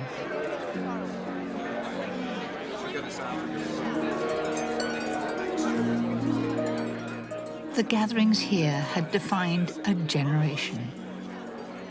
The parties have evolved since then, but they still bring people together to talk, laugh, and to dine in an elegant style. Mary, you look absolutely stunning. How lovely to see you. Very exciting to see the salon so alive with people. Can I offer you a drink before you go any further? There's a non-alcoholic or a champagne cocktail. Thank you very much. To keep up my reputation. Oh, good. Compared to the house parties from a bygone era, this dinner party is more modest. But the guest list is just as varied, including a bishop, a gardener, and a cook. As the guests are summoned into the dining room, we're reminded of the special history of this house. The place names are written in Egyptian hieroglyphs. Gracious me. Can explain right to left. Meanwhile, Chef Paul and his team have been cooking in the distant kitchens. You got half a lemon there, Rob? Then they whiz the cooked food along the long corridor to a plating room near the dining room.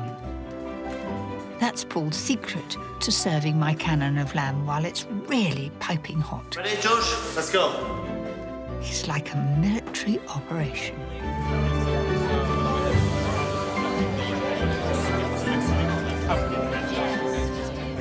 Centuries-old traditions of hospitality meet entertaining in the modern world. It's a rare glimpse into the private side of a very public house. You are a wonderful family, and thank you for welcoming us. You're so kind, and we've really enjoyed this week as well. It's been great to know you. Thank you. I will leave Highclere with great memories, especially of the people who work behind the scenes to keep this great house alive for everyone to enjoy.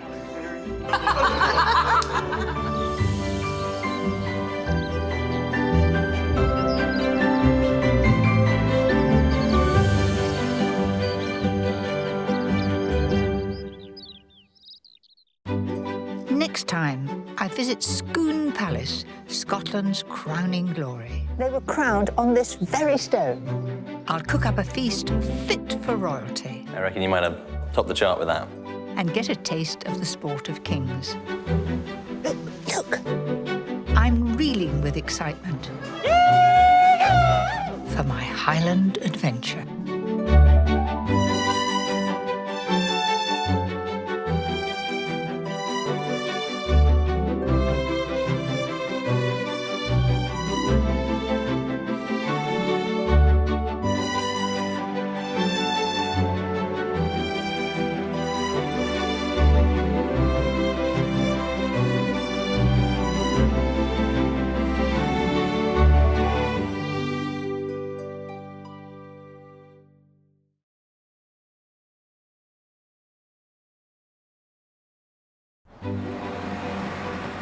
Britain is world famous for its stately homes.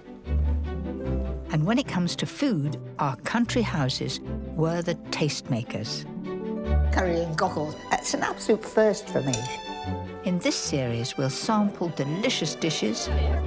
They look wonderful, Mary. And enjoy the lavish hospitality that these homes were celebrated for. You look absolutely stunning. I'll show you how to cook tasty modern recipes inspired by the history of our great houses. This is actually Napoleon's chair from Waterloo. Mind you, I could do with a cushion. Join me as I meet the families who own these exceptional homes. The best thing about the staircase, obviously, is going down on a tray or on your bottom. And find out what it's really like to live... That looks quite saucy. ...work... It was very like cutting a hedge. I think you're better at baking. ...and party in the nation's most beautiful stately homes. I'm not going to drop it. This week, I'm visiting Goodwood, home to a unique family of innovators in sport and farming. Hello, my little beauty. And I'll be baking for a classic English cricket tea at one of the oldest cricket clubs in the world. And do you like strawberries? Yes. There we are. This is your invitation to dine at some of Britain's grandest tables in some of the most beautiful houses in the land.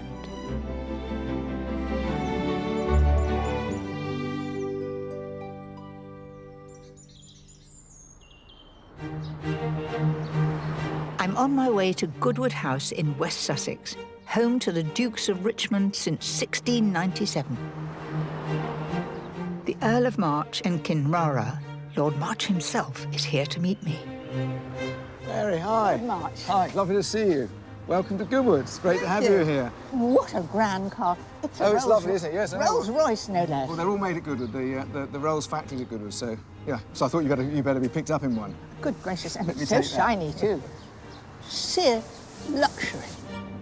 Lord March took over the running of Goodwood from his father, the 10th Duke of Richmond, in 1994, after a career as an advertising photographer. You've taken on a great legacy, but how did it all start at Goodwood? Well, Mary, the first Duke was the illegitimate son of Charles II, and he bought a house here in 1697, and he bought it for the hunting.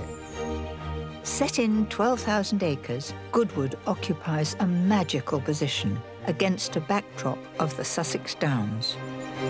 Just look at that. Isn't that amazing? It's a great house for entertaining. It's got these two very big wings, which you can see one of them we're facing, and then the private wings over to the left. But it was, of course, built to entertain.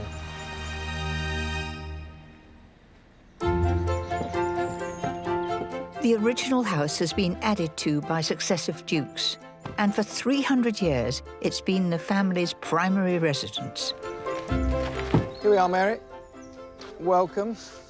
Hard to think that this was a hunting lodge. Well, the hunting lodge was sort of in the middle. So the first Duke was descended from royalty? He was, and he had many privileges too, being the king's son. He had a fantastic allowance, which enabled him to do much of this. With its distinctive copper domes and flint walls clad in scented magnolia, Goodwood House has splendid staterooms, but it's also the family's home, where Lord March lives with his wife and their children. It must be really difficult to keep something of such magnitude going. It must be very expensive. Well, it certainly it requires quite a bit of effort for sure. But we're very lucky. We've got all these activities, all these sports. Lord March and his family come from a long line of innovators. For the last 350 years, they've made their mark on everything, from horse racing to cricket, motorsports and farming. And I'm here to discover how their pioneering history has shaped Goodwood as it is today. We've got a very big thing going on down at the motor circuit, which I've got to disappear to in a mo. So I've asked Monty to come and look after you. Hello, Mary. Good to see you. Nice to be here. Welcome to Goodwood. Great, Mary. So I'll catch up with you later at our big party tonight. Thank you very much. Fantastic. Hope you have a good afternoon. Thank you.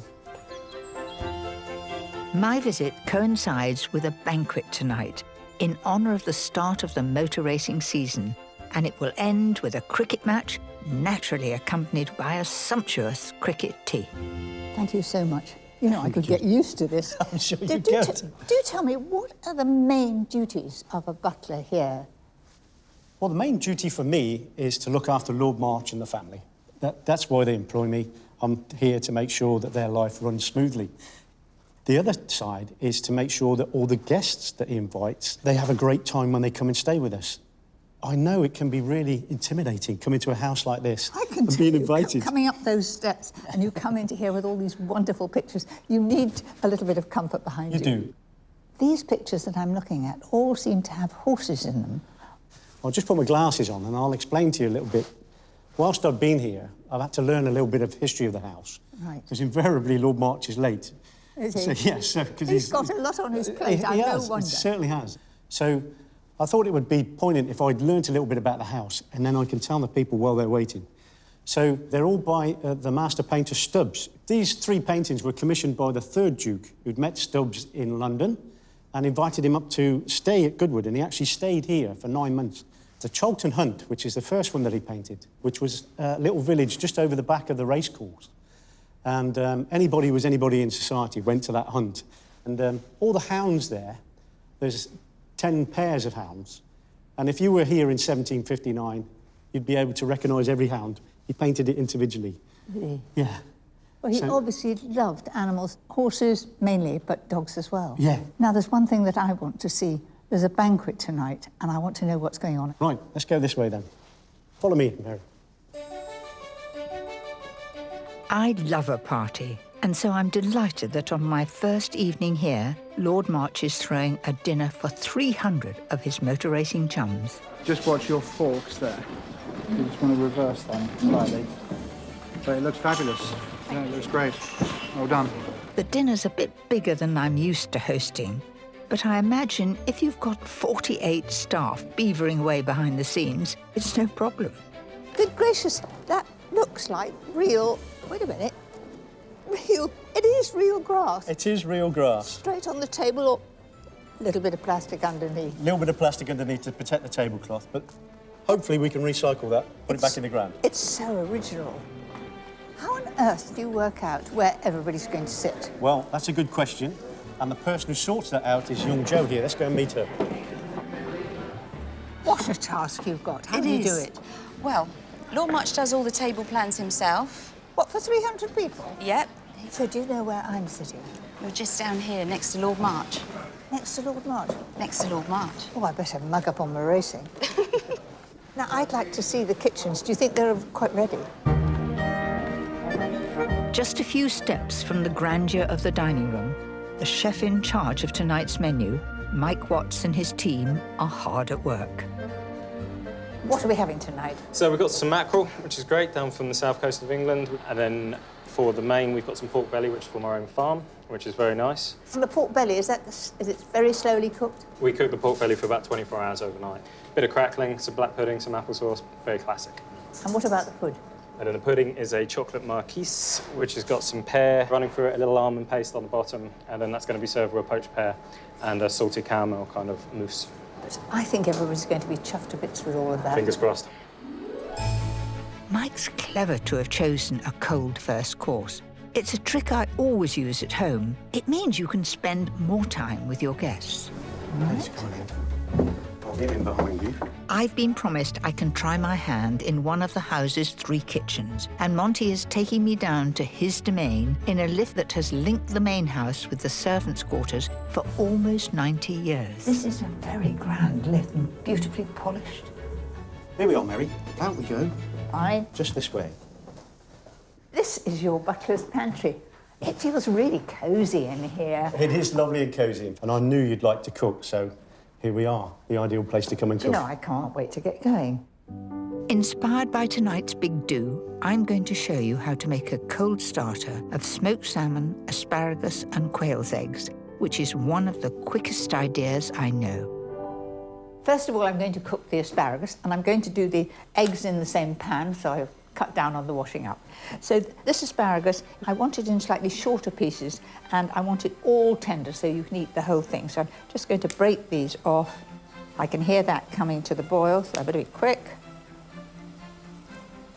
In it goes in one go. I'm going to put just a little salt in there too. That's it.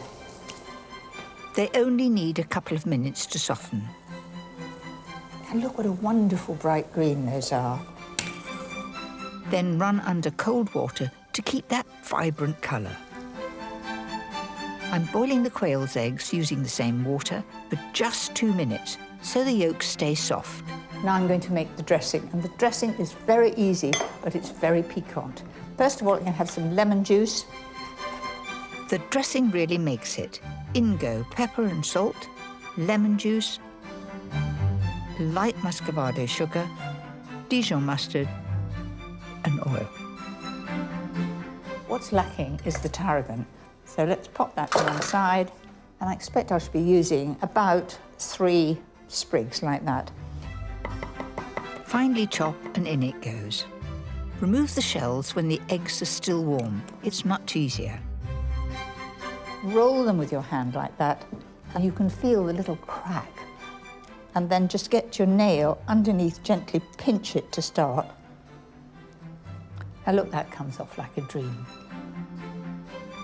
I've got some lovely, beautiful smoked salmon here.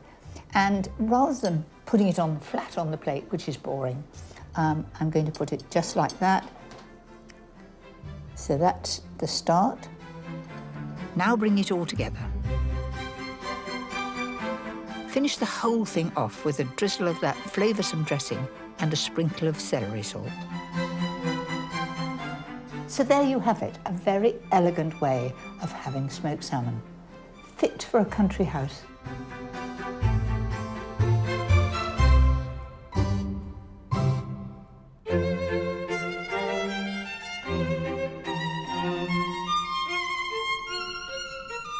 Since the 18th century, the magnificent staterooms at Goodwood have been the scene of some glittering entertaining. Before dinner begins, I sneak off for a moment to look at some of Goodwood's treasures. Hello, Mary. You enjoying our canalettos? I am indeed. I'm James Peel. I'm the curator here. Hello. Lovely to meet you. They're our best work of art, so you've picked a good spot to stop. Now, I've got something I want to show you. Right. Which has a vague relation to food. Let me show you quite an interesting piece of furniture that we've got in the house. How old is it? Whatever it is. It's probably from the Regency period, but any ideas what it is? Well, I see weights there, so I imagine that somebody would sit there and you'd put the weights there and add until you got to the actual weight of the person. I'm not sure. Exactly, yeah. No, it's a weighing chair. And if you were a guest here, you'd actually have your weight recorded. This is one of the more famous guests that used to stay here, the Prince of Wales, future Edward VII.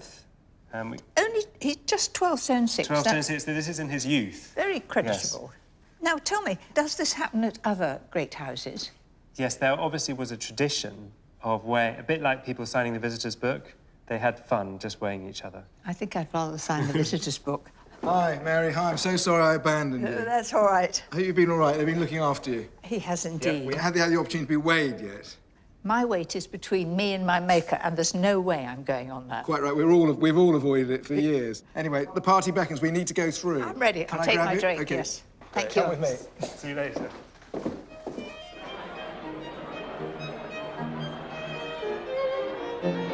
I don't know much about motor racing, but there are some famous faces here, and even I recognise David Coulthard on the table next to me.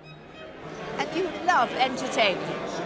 Entertaining's always been a hugely important part of what goes on here at Goodwood, and perhaps the most famous party of all was given by the 4th Duchess, actually in Brussels, not here, because they had a house in Brussels at the time, and it was just before Waterloo, and they knew Napoleon was on his way, and it was actually during this famous party that the messenger arrived and gave him the news that Napoleon had crossed the border, and the officers then left their wives. In all their kit. They were in their party clothes, and they left, and they fought Quatre Bras that night in their tailcoats and their dancing shoes, and they went straight on and fought Waterloo the following night, and many of them were found dead on the battlefield, still wearing their white tie. And in appreciation of that, amazingly, Wellington then gave the family Napoleon's campaign chair, which actually I still sit in. You've got it here? I've got it here, yeah. No, we're very lucky. Promise me I can go and have a look. Yeah, you can have a look. You can have a sit in it. Oh, good.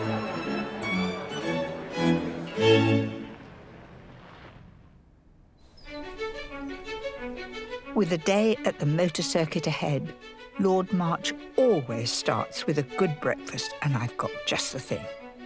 My race day breakfast is a savoury feast of mushrooms and tomatoes topped with a Welsh rarebit made from the estate's own cheese. I've got 4 mushrooms here and a little butter in the pan first to melt. That's it. So I'm just going to rub those round to see that they're really covered in butter all the way round. They've always had big breakfasts here at Goodwood, and way back into the Edwardian house party. In fact, I've got a quote here from one of the guests about what they ate at breakfast. And it was tea and coffee, bacon, grilled kidneys on toast, fish, kedgeree, eggs of all sorts, poached, boiled, scrambled and fried and done up in every way. For those who preferred a solid and appetising second course, good gracious, there were devilled bones. Devilled bones? Could you please tell me what devilled bones? I have not got a clue what devilled bones are. So you can see that just a little bit of juice is coming out from them, so that's the time to lift them out. And again, knowing that you're very busy here, you can do this amount of all ahead and just assemble it at the end. In the same pan, fry the tomatoes a minute on each side. Then whisk 2 eggs, adding Dijon mustard and a splash of Worcester sauce. Add 100 grams of cheese and mix. Now we can assemble it. First of all, start off with the mushrooms, like this. On top of each mushroom, place the fried tomato slice, then a generous spoonful of the cheese mixture.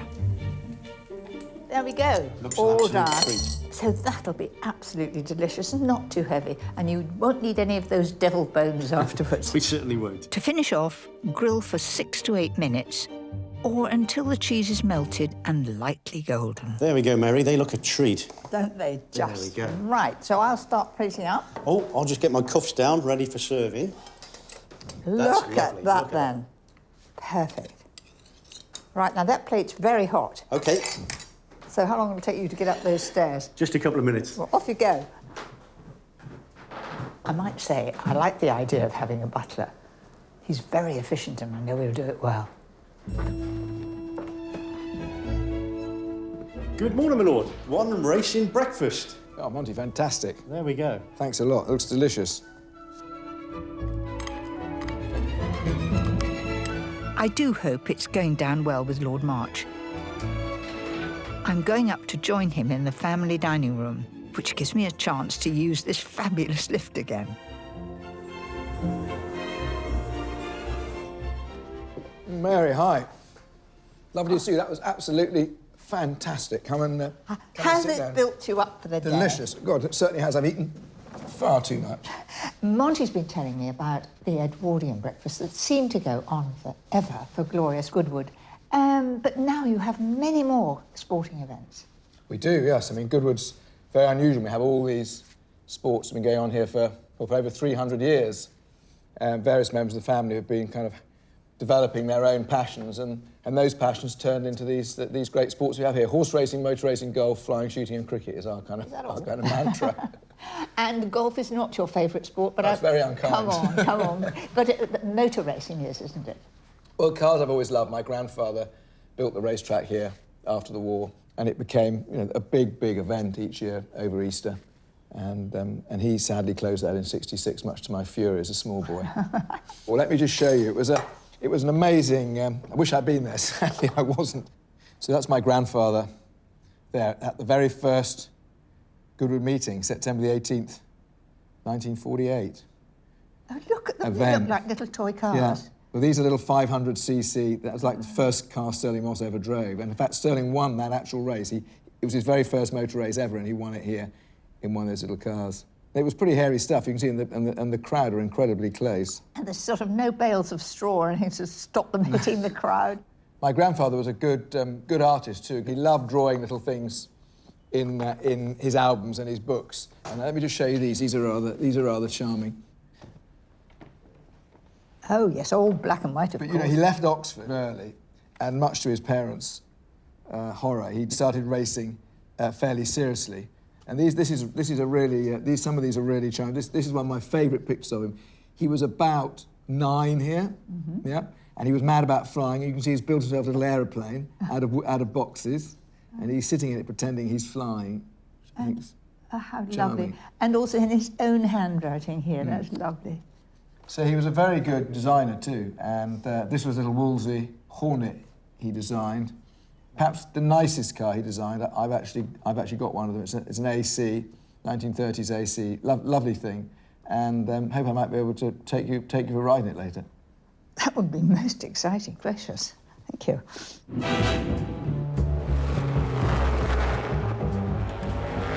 Just a mile and a half away lies the motor racing circuit. Thanks to the vision of Lord March's grandfather, it became one of the world's most popular racetracks. Jackie Stewart, Graham Hill and Jack Brabham have competed here. Since 1998, when Lord March restored the circuit, people have come in their droves to celebrate the golden age of British motor racing. This weekend is the annual members' meeting, where the Goodwood Road Racing Club get together to share their passion for motorsport. So I'm going to pop you in this lovely old AC of my grandfather's. Oh, isn't that fantastic? Oh, it's lovely, isn't it? So it's a 1934 AC that he designed. So come in, pop it in here. In you go. Wow. I think I'll ditch that. Yeah, I'm going to take the roof off in a second, I think. So if you've got a scarf, that might be good. I have. Woo! It's Just quite room a for squeeze. one little one. Thanks. So find the keys now. I feel a bit like the Queen with her scarf when she's rusty. Haven't worn one of these for years. There we are. Perhaps we Do I have a set prayer off. here? Yeah, we hope it goes. Just sort of tickle it a little bit and it goes. Yeah. Oh, that roar is lovely, isn't it? Great. There we are, we're off.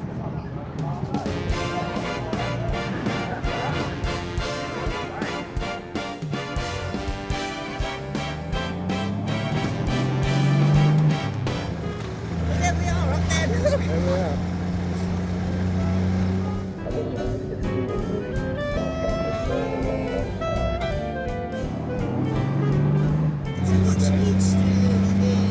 Let's get up to. The big cars are doing, they're doing 100 something through here. And I'll show you in a minute, on the main straight they're doing like 170. I'd rather not. You can have a go if you want. Lord March has brought motor racing back to life at Goodwood, and two events, the Festival of Speed and the Goodwood Revival, are now an essential part of the motorsport calendar.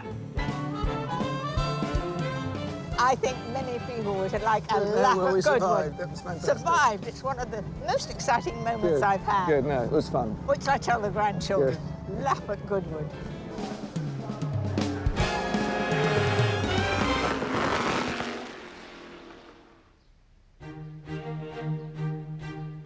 I've heard lots about the innovative Dukes of Richmond. What about the women of Goodwood? I'm about to meet Lord March's sister Nimmy, or to give her proper title, Lady Naomi Gordon-Lennox. Ah, Mary, how lovely to see you. Lovely to see you. Nimmy, is that right? Nimmy, that's right, yes. And I hear you've been having a bit of a speedy time, so I've brought a slightly quieter, slower vehicle to show you around our home. I've been with your brother, and he's been telling me how the Dukes made their mark here. But I have to say that the women, too, found all sorts of innovative and creative ways to amuse themselves. And I am going to take you on a little mystery tour and show you some of the secret places that the public don't get to see. Oh, that's right up my street. Were you brought up here? Well, we moved from the Midlands when I was 7 years old. But Mum and Dad adopted myself and my older sister Maria in the late 50s, early 60s. Gosh, that must have caused a bit of a stir. Extraordinary. My understanding is that my mother was once told that she was sullying the British aristocracy by adopting black children, but I think that they felt really strongly that they wanted to share their good fortune, and if they were going to do that, then they wanted to adopt children who stood less chance of being adopted. And what about your education? Ah, well, that's interesting, because when I went to my secondary school, children used to really enjoy calling me a bastard. And I told my father about this story, and he said, "Oh, darling, don't you worry. If they ever say something like that to you again, you just tell them that the whole family is descended from a long line of right royal bastards." Oh, no, the teachers would have loved that. Yes, absolutely.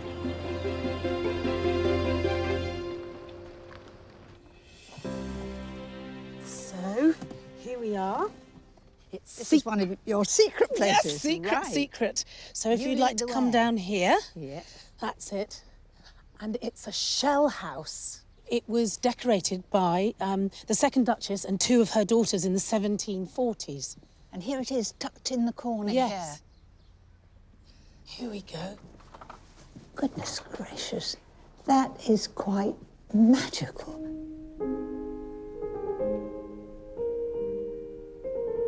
All shells from all over, and in an amazing shapes and patterns.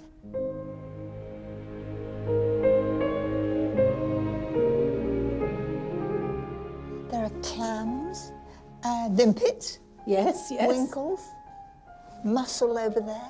Uh-huh. But there are a few very huge exotic ones. Yes, and those were collected by friendly sea captains who used to bring back shells for the Duchess and her daughters to do this. Around 500,000 shells were used to create this exquisite shell house, some from the South Seas and some from nearby Sussex beaches. The workmanship is so perfect, it's thought that professional craftsmen had a hand in the most intricate shell work. Can you imagine what the floor might be made of? Well, it's like marble. Well, it's not. It's horse's teeth. No. Yes, horse's teeth. Do you know, it's rather strange to be standing on horses' teeth. They must be back teeth, and you've sort of got shards of Yes. them, and they're absolutely flat.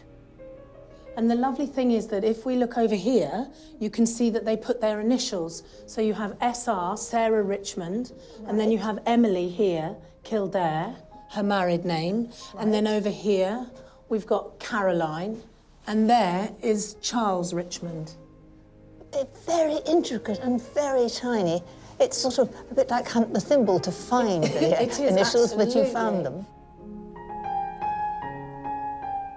Speaking of innovative women, I would really love to take you to meet my mum, who is the current Duchess of Richmond, as you know. And I know she's looking forward to meeting you for tea. Well, she's the same era as me, but I ought to do a bit of baking before we go. I'll take something with me. If I'm having tea with the Duchess, who better to help me than Nimmy? We've decided to make a tea loaf, flavoured with the Duchess's favourite tea, Earl Grey. So here, I've got 175 grams of currants. So in they go. You could use mixed fruit, but I quite like to put quite a lot of sultanas in too. So that's another 175 going in there. And then you just simply pour the tea over the top and let it soak overnight. That's it. Lovely. So I'll pop this at the back. So this has been soaking overnight. Now that's really plumped up. Gosh, look at that, juicy. Especially if you make it sort of midsummer and you had fruit you brought in for Christmas cake. It gets a bit dry, so it's very good for plumping it up. To make the batter, add 275 grams of self-raising flour, and there's no need to sieve. In goes 225 grams of light muscovado sugar and 1 large egg. And then it's a matter of just mixing this together, and it's easier to do it by hand because you can't use a mixing machine with all that fruit. Transfer the mixture into a greased and lined 2-pound loaf tin. And then I'm just going to shake that for a level. Now, can you go and pop that in the oven for me? Absolutely, it'd be a pleasure. That goes in at 150 fan for about 1 hour and 3/4. So, I've popped it in the oven, and I've brought some photographs. Oh, good. Let's have a look. That I thought I might show you of how it was. Here we've got, this is a picture of me with my brother. Charles. That's the present Lord March. That's correct, yes. He was a nice little chap, wasn't he? He was. He was such a lovely, well, he still is a lovely brother. And there's my younger sister, Louisa, who's 5 years younger than me, and there we are on rocking in front of the house. What are your memories when you were young with your mother? Well, I don't know whether it was an instinct, but she was already by that time wanting to use organic and healthy and as unadulterated. The food needed to be as unadulterated as possible. I realised that if it weren't for the organic seed that she planted, then we wouldn't have this beautiful farm that we have at Goodwood. And this is Mum. Right. That's my mother. Lovely. She was also very stylish. That's my dad. Oh, it smells wonderful. There we are. Right, I'll pop that on top. Ah. 1, 2, 3. Hooray! I'm going to just tip it. OK. It's still quite warm, obviously. That's it. There we are. So there's no chance you're not going to have any now. We've got to let that get cold, and then it needs cutting. And lots of unsalted butter on it. Oh, lovely. I know Mum will love it.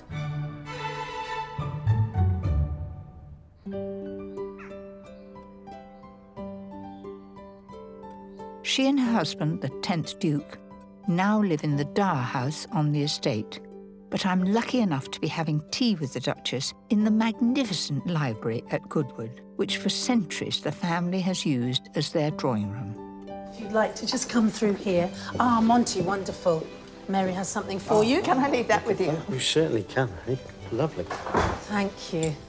Oh, I'd love darling. to introduce you to my mother. Mummy, Mary Mary. Berry needs no Oh, introduction. lovely to see you. Sue I'm thrilled Richmond. to be here. Come and sit down. Gosh, that looks quite high Well, on my short legs. I think it'll give way. Wow. Ooh, talk about sinking into it. It's lovely. It's getting out of it, that's the problem. I'm going to leave you Are you going? fine women to get on with it, and Are I'll you? see you later, All OK? right. Oh, Monty, that looks really nice. It looks wonderful. Have a taste of the loaf and We see what you must think. taste that. Really delicious. So this room is so beautiful. Is it exactly the same as when you lived here? Yes, pretty much. And it's a very favourite room. Strangely, used to do yoga once. We had a yoga class here when I was here. And push we used back to the lay on, sofas. yes, and then look at the pictures, so I got to know them all quite well. It's quite a good way of studying them. So when you and your husband arrived, what sort of state was the house in? Well, it hadn't been lived in for 12 years, so it was fairly dilapidated. Everything had been stuffed in cupboards in any order. So I would open a cupboard door and find a blanket, cups and saucers, saucepans, a mixture of everything in it. How But very that was daunting. It was very daunting. I ended up having nightmares about cupboards opening and things falling out. But the serious things like the roof and the wiring and the water pipes, all those things had to be renewed. Nimi was saying that the farm, it is you that started it to be organic, and that was well before any of us thought about it.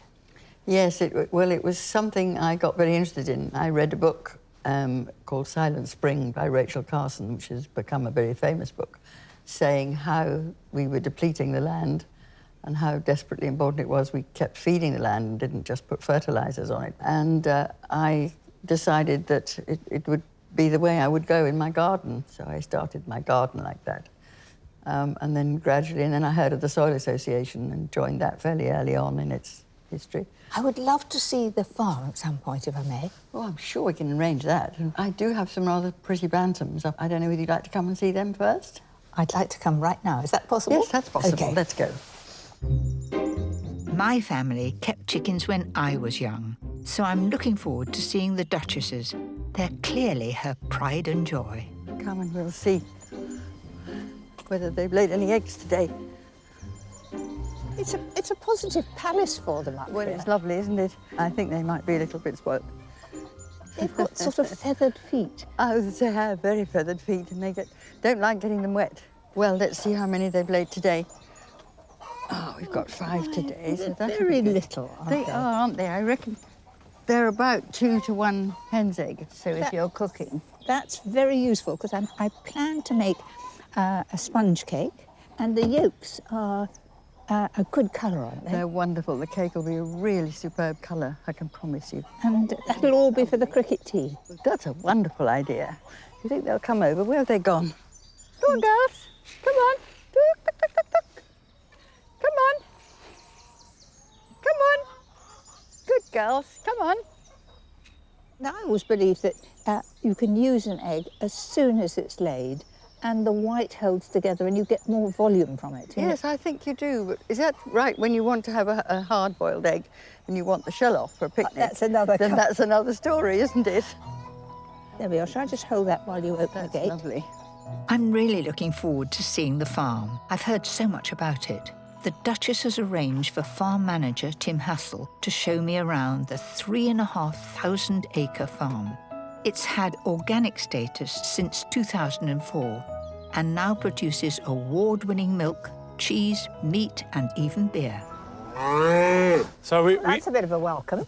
So, Mary, these are our Sussex cattle, born and bred on the farm, and only eat the food that we've produced on the farm. Obviously, all our grass is organic, but we've also got the downs as well, which are natural chalkland grasses that have been there for centuries, and that's where the Sussex have been thriving for all those years. They all look so contented and happy. That's how we like to treat our animals from birth to finish, you know, really. It's a quality of the life while we're looking after them that's paramount to what we do. We move our pigs quite often, so the pigs in our system do a very good job of fertilising and also eating all the weeds, the docks and things like that. So we're moving them from one field to the next on a regular, constant basis. It's the flock of Southdown sheep which have been here the longest, almost as long as the family themselves. There you go. Hello, my little beauty. Oh, they smell lovely. Nick Page started as shepherd here when he was just 16. She's got quite a different little face here. So what are you up to with this? I'm just getting her ready to take a showing. We're just teasing the wool out, and then what we'll do is we'll come along with the shears and we'll just take the loose ends off. Right, now you show me, I'll have a go. Yeah. Just hold the sheep's shears flush to the sheep. Just take those loose ends girl, off. I'm going to be very careful because you've got... I don't want to spoil it. I don't want a hole in the side, No, don't take any chunks out. You're dead worried that I'm going to take a big lump. I promise you'll be very, very careful just along there. Oh, it's very like cutting a hedge. I think you're better at baking. Now, that's cheeky. That's cheeky. But I've had more practice at baking. You've been doing this for... How many years have you been here? I can't cook. The meat from the farm travels less than a mile to supply Goodwood's 4 restaurants. The final piece in the puzzle to achieving that is the on-site butchery, which ensures the quality of the slow-grown livestock down to the final cut. John Hearn is the master butcher. I like the red kit. Well, it doesn't show the blood as much, you see. Oh, don't. Now, that doesn't sound a very local accent to me. No, that's from Wales, South Wales. So what brought you here? Got offered a job here, thought, no, not for me, too far away. And then I met the Duchess. I met all the different people on the farm and saw what really went on here. I couldn't go home. And her principles are very high. She loves the animals, and in return, they give us what they do. And it's a chance for us to see the animals being born and being cooked, right the way through. Income from the farm and the estate's sporting events have enabled Lord March to build on the work his parents started, returning Goodwood House to its former splendour after years of neglect following the Second World War. I must say, it's wonderful to see the house restored in such style, yet it feels like a home.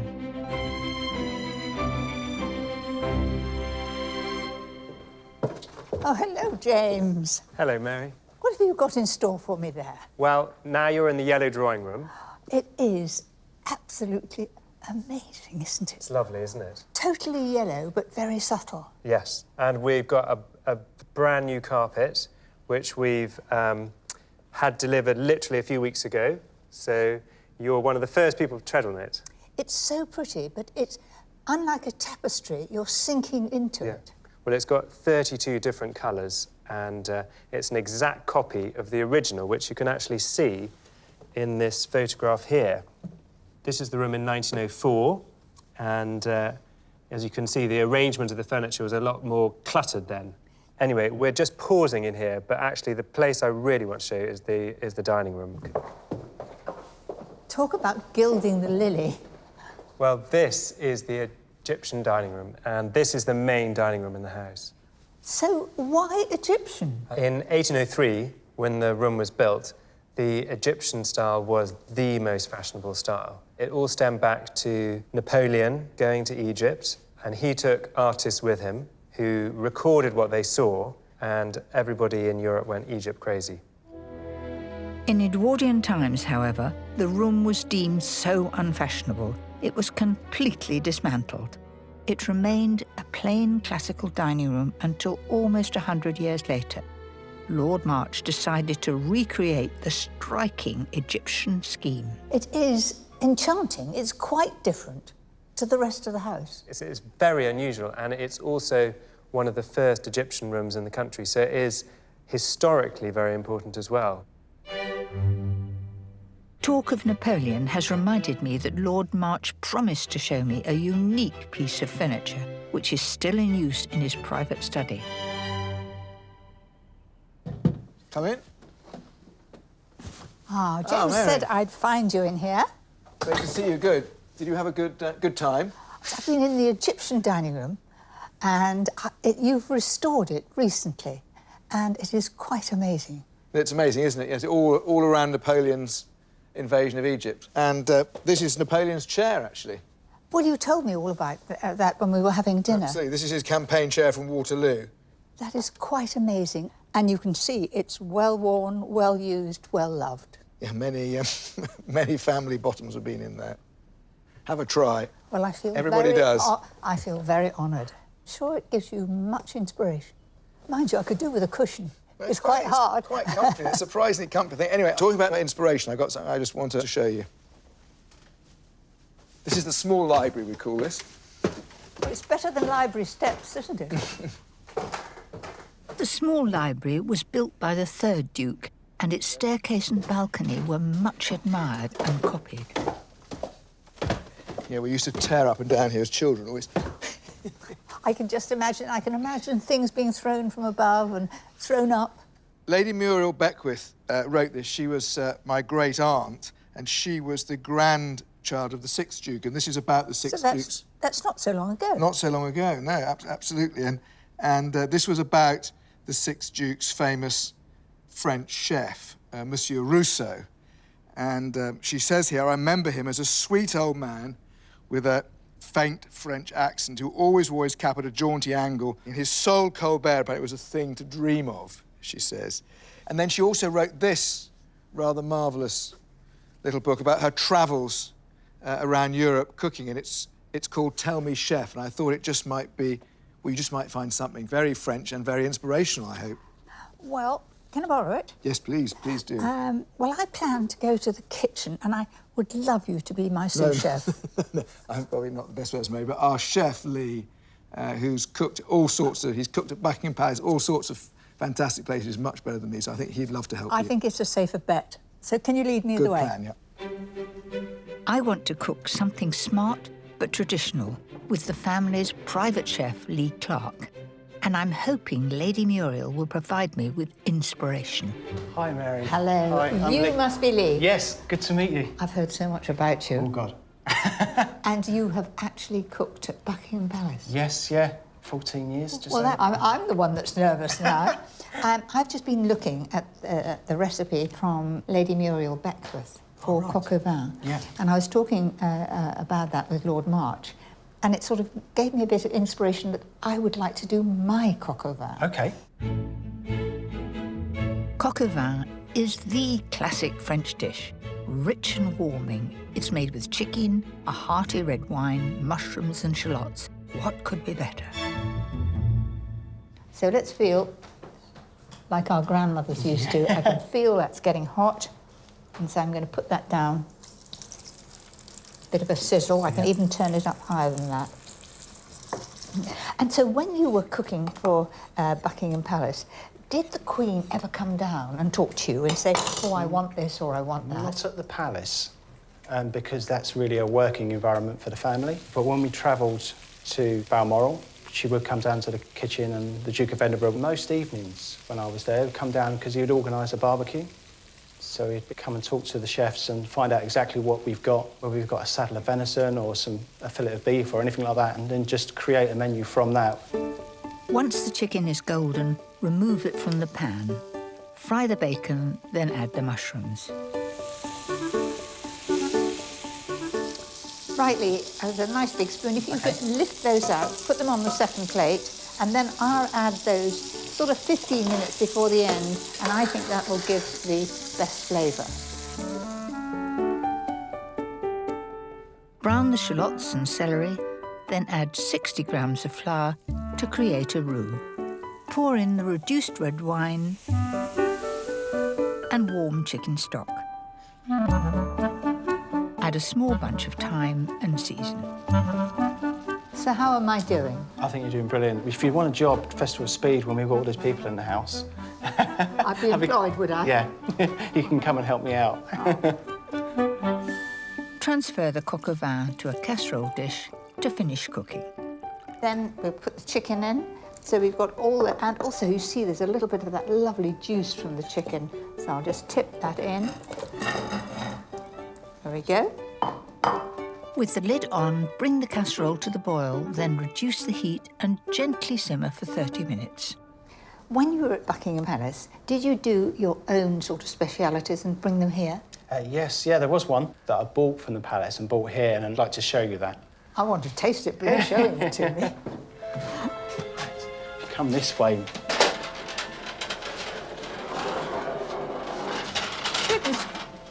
Goodness gracious, I feel as though I'm going into the lion's den. Yes. So here we go, Mira. This is where I keep my secret stash.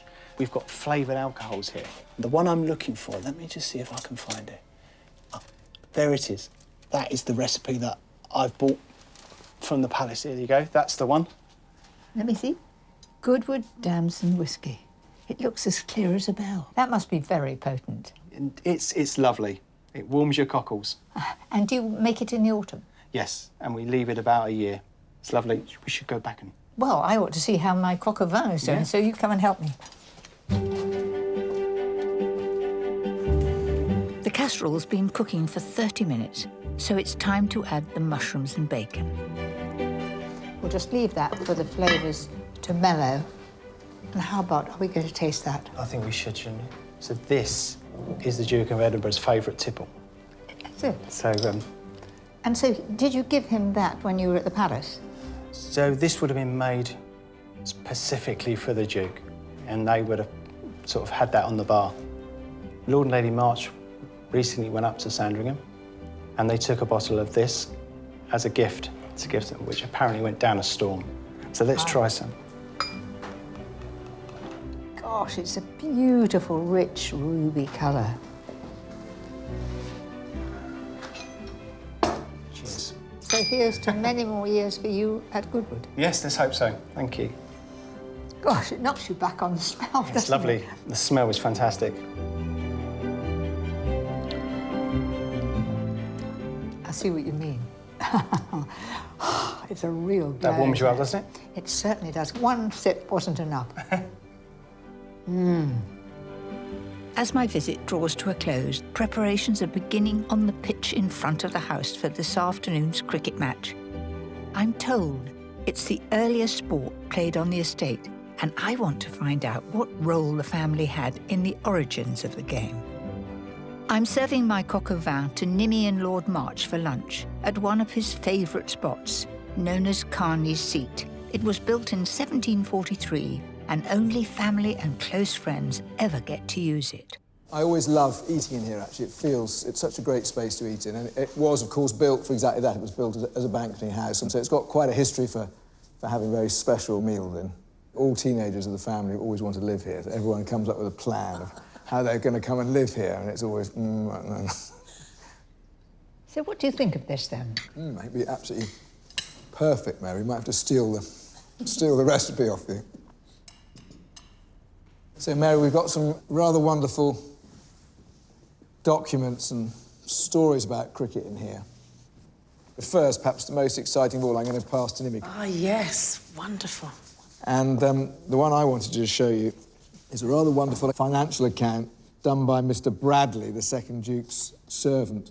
And these are all various bits and pieces he bought for the Duke for cricket, but the end one's rather wonderful because it says, paid for brandy when your Grace played cricket with the Arundel men, 1 and 6. And this is 1702, so it's really, an awful lot of brandy. Really early. I think they needed 45. And it says here that there will be 12 gamesters and that there will be 1 umpire of each side, and also that the wickets shall be pitched in a fair and even place at 23 yards distance from each other. That's the earliest written rules of cricket in the world, 1727. So this is immensely precious. Well, since Goodwood has the first written rules of cricket, I'd better come up with something suitably spectacular for tea. I've enlisted the Duchess to help me. I'm making a special cake for the cricket teas, and I've tried to make it as special as possible, because I know that we're starving. My cricket cake is 4 layers of light lemon sponge, sandwiched together with double cream, strawberries, and a zesty homemade lemon curd. I'm going to make lemon curd straight in the pan. So, to start with, I'm going to break these eggs. You have to really bash them. You're right. Golden, just look at that. And then I'm going to just whisk those with a nice balloon whisk.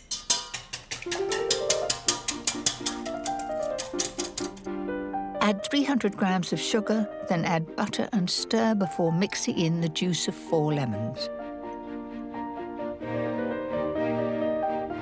This is the rind going in there.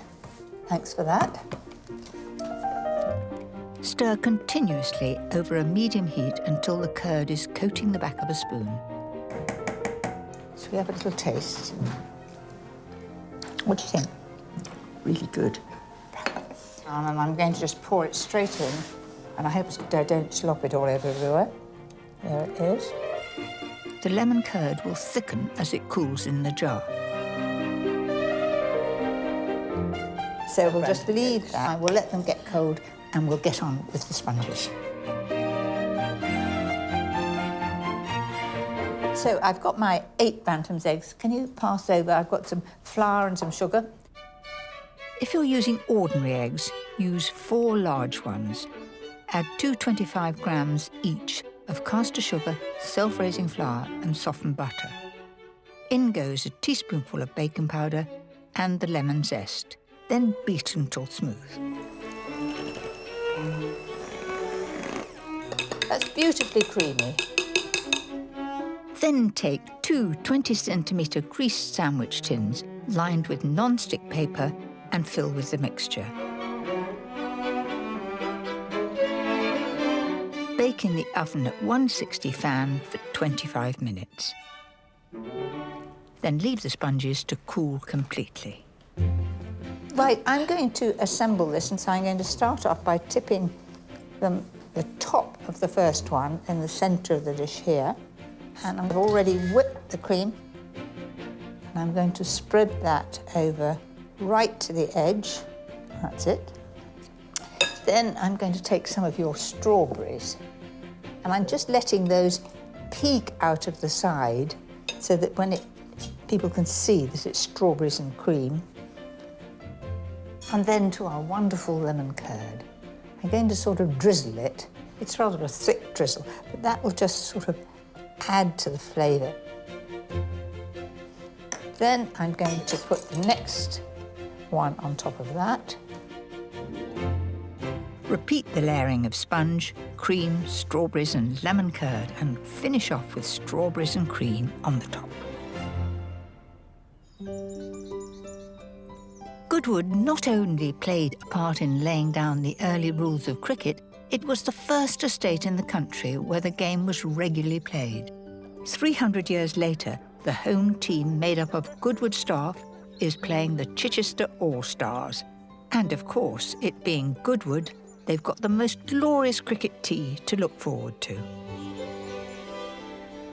I'm not going to drop it. Layers. There we are. Isn't that beautiful, ladies? I've got a special place here. And best of luck when we come to cut it. That's absolutely fantastic, Mary. Well, we've done our best, Absolutely. and the lemon curd is made with your eggs, your With the bantam bantam eggs, eggs. and you've never seen a brighter yolk. It's an absolutely amazing Had great colour. fun with that. So quite a spread, but I think It everybody is, I know. All these children behind me have got their eyes They on all this. want to eat it, I'm sure.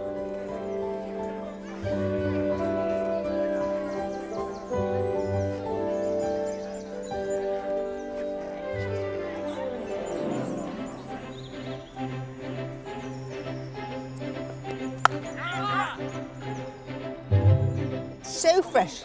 If it falls apart, it's not my fault. No. It's your bantam's eggs. There we are. Thank you very much. And do you like strawberries? Yes. There we are. You've got lots in there, haven't you? Are you ready? I've had an unforgettable time from my thrilling lap of the circuit to seeing the Duchess's organic principles in action. This innovative family have kept their passions for sport and farming bang up to date, keeping Goodwood full of life and excitement. Bye, Mary. Thank you. No, thank you. I've had such a memorable Good. time. It's been Thank lovely you seeing so you. much. Come back when you're not Thank doing you. anything.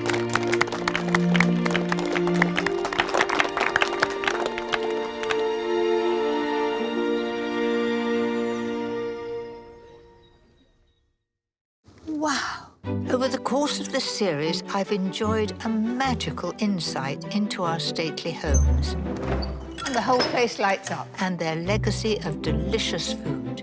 It's really, really, really From the glamorous house parties of Highclere to the royal heritage of Scone, from the secret passages of Powderham I can't imagine what it's going to reveal. to the sporting triumphs of Goodwood.